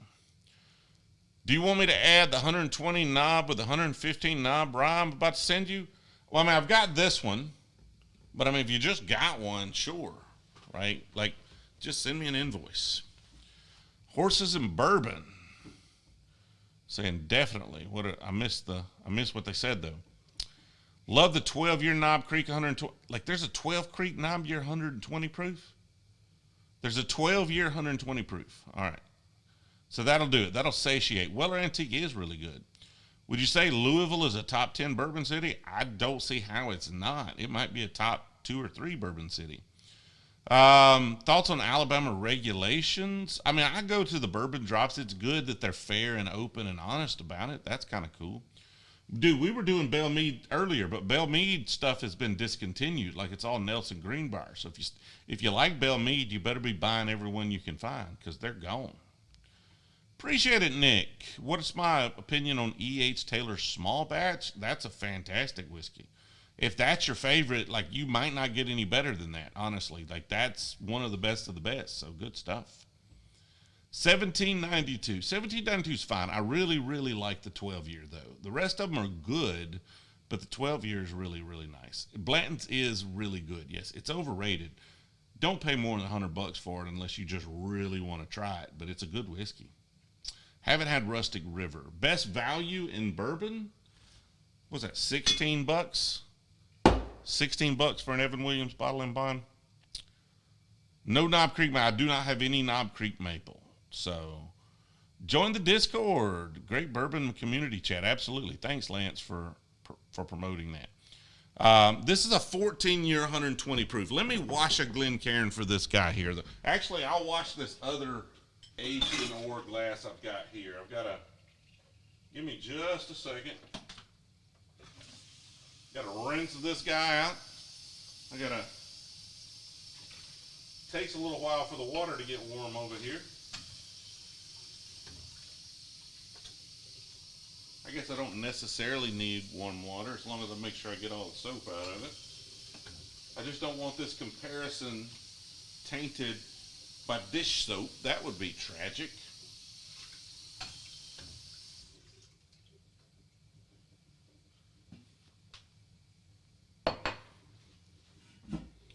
All right, it is 10 o'clock, so we're going to go a few more minutes here. I'm going to give this comparison a fair shake here. I just don't think this Knob Creek 14 is going to be, like, it may be better, but I don't know if it's going to be a fair comparison for the Larceny, right? Like, that Larceny has, like, a lot of really great, rich flavors about it. This 120 proof Knob Creek, although good, like, it's 14-year Knob Creek, it's super oaky. Like, it's just a different animal than this Larceny. Thoughts on Old Forester? Everything Old Forester puts their name on is fantastic. Absolutely. Lots of follows, man. Y'all continue to follow. Hit that follow button on TikTok if you're not already followed. If you're on YouTube, you're probably already subscribed if you're on YouTube. I'm going to be honest with you. I mean, you're probably already subscribed, but, you know, maybe hit the Discord as well if you're into that kind of thing. And, of course, the Discord is in my bio on TikTok. Jefferson's Reserve. It can be good. 120 proof, 14-year whiskey. So a lot of oakiness. And I get a little kind of nuttiness on it. It's a good whiskey. Like, that is a really good whiskey. It's probably a little too oaky for me at 14 years old and that high a proof. Like, honestly, the older you get, the lower the proof kind of has to go. So it's an interesting expression, but you got to, like, really want that kind of Knob Creek nutty oakiness that you're going to get on that. Whereas, like, this Larceny, now we've put a couple of drops of water in this, so this probably makes it even less fair. But I would probably lean toward that Larceny most days. Like, the oak is not overwhelming. It has a nice kind of soft sweetness to it, but there's kind of some deeper, richer flavors there as well, which is really, really fun. Tell my dad to quit mixing bourbon with Diet Coke. Dude, we mix some with Pepsi just for fun, lots of times. So Diet Coke's probably not the best mixer. Just like go ahead and man up and have a regular Coke. But you know, let him do him, man. Let him have a good time. Whatever he's into, having a good time. All right, guys, I think I am going to call this live stream. I've got a lot of work to do this weekend. We are going to start doing this. If y'all like this, again, let me know. We may start doing the TikTok, YouTube combos both Monday and Wednesdays. If y'all are okay with me kind of switching back and forth between the chats. And it seemed to have worked. Like, nobody seemed to have gotten too terribly agitated about this. We do have a Patreon, patreon.com/Brewzle. If you're into supporting that, we're going to start giving those folks priorities on our barrel picks. We do have a store pick coming up here pretty soon that we're trying to work on. And we're discussing that very much in the Discord channel. So make sure you're over on the Discord channel as well. It's in the bio on TikTok, and we've been dropping it in the chat all freaking night over on YouTube. That's where it's easiest to reach me. Like, it's really hard on TikTok as far as messages go, and YouTube just doesn't really let you send me a message at all. So the Discord is the best way to get in touch with me if you want to talk to me, if you have any questions, if there's anything I can answer. I try to reply to every single message I get. You can message me on TikTok if you want. I try to get to them. They just make it super hard, so sometimes I miss those, but we try. I appreciate everybody. I am drinking on camera, user. That's what we do. We just hang out and have a good time. That's where I do most of my drinking on camera. Like, if I'm going to be drinking, why not do it on camera? I don't know. So the Discord's been a lot of fun. That's a new thing. Will, who is kind of our community manager and is helping us upload a lot of videos and do some of the stuff, works for me. He suggested the Discord, and that it's actually been a lot of fun. It's a lot easier to communicate with folks. And we've had a lot of fun over there talking about the Lincoln and the buying process on the Lincoln and that kind of thing. So I'm going to go, Cheech with a Jim Cantori outdoor stream. I'm going to check on the weather and check on the hurricane and have a good time for a little while, hang out a little bit. We will be live again. Should be on Monday. I don't see any reason why we won't be streaming Monday and Wednesday next week. And again, I'll probably try this dual TikTok and YouTube stream as well. Just try to make all of that work. So tell Jill, I will tell Jill you said hello. I'm going to try to get her to start streaming with me on Mondays. I'm trying to convince her. She did stream with me this past Monday, but that was kind of a YouTube-only stream because I didn't have it set up to where I could manage both streams at the same time. So I'm trying to get her to come hang out. I really think the dynamics of her, me being a little unhinged and crazy and her being a little more conservative, is pretty fun. I enjoy having her on these. So hopefully she'll join us for most Monday streams. I appreciate everybody hanging out and having a good time. And again, if you have any questions, just let me know, and we'll see y'all again on Monday. I'm going to end the YouTube stream, and then I got to get up and walk over and end the TikTok stream. So.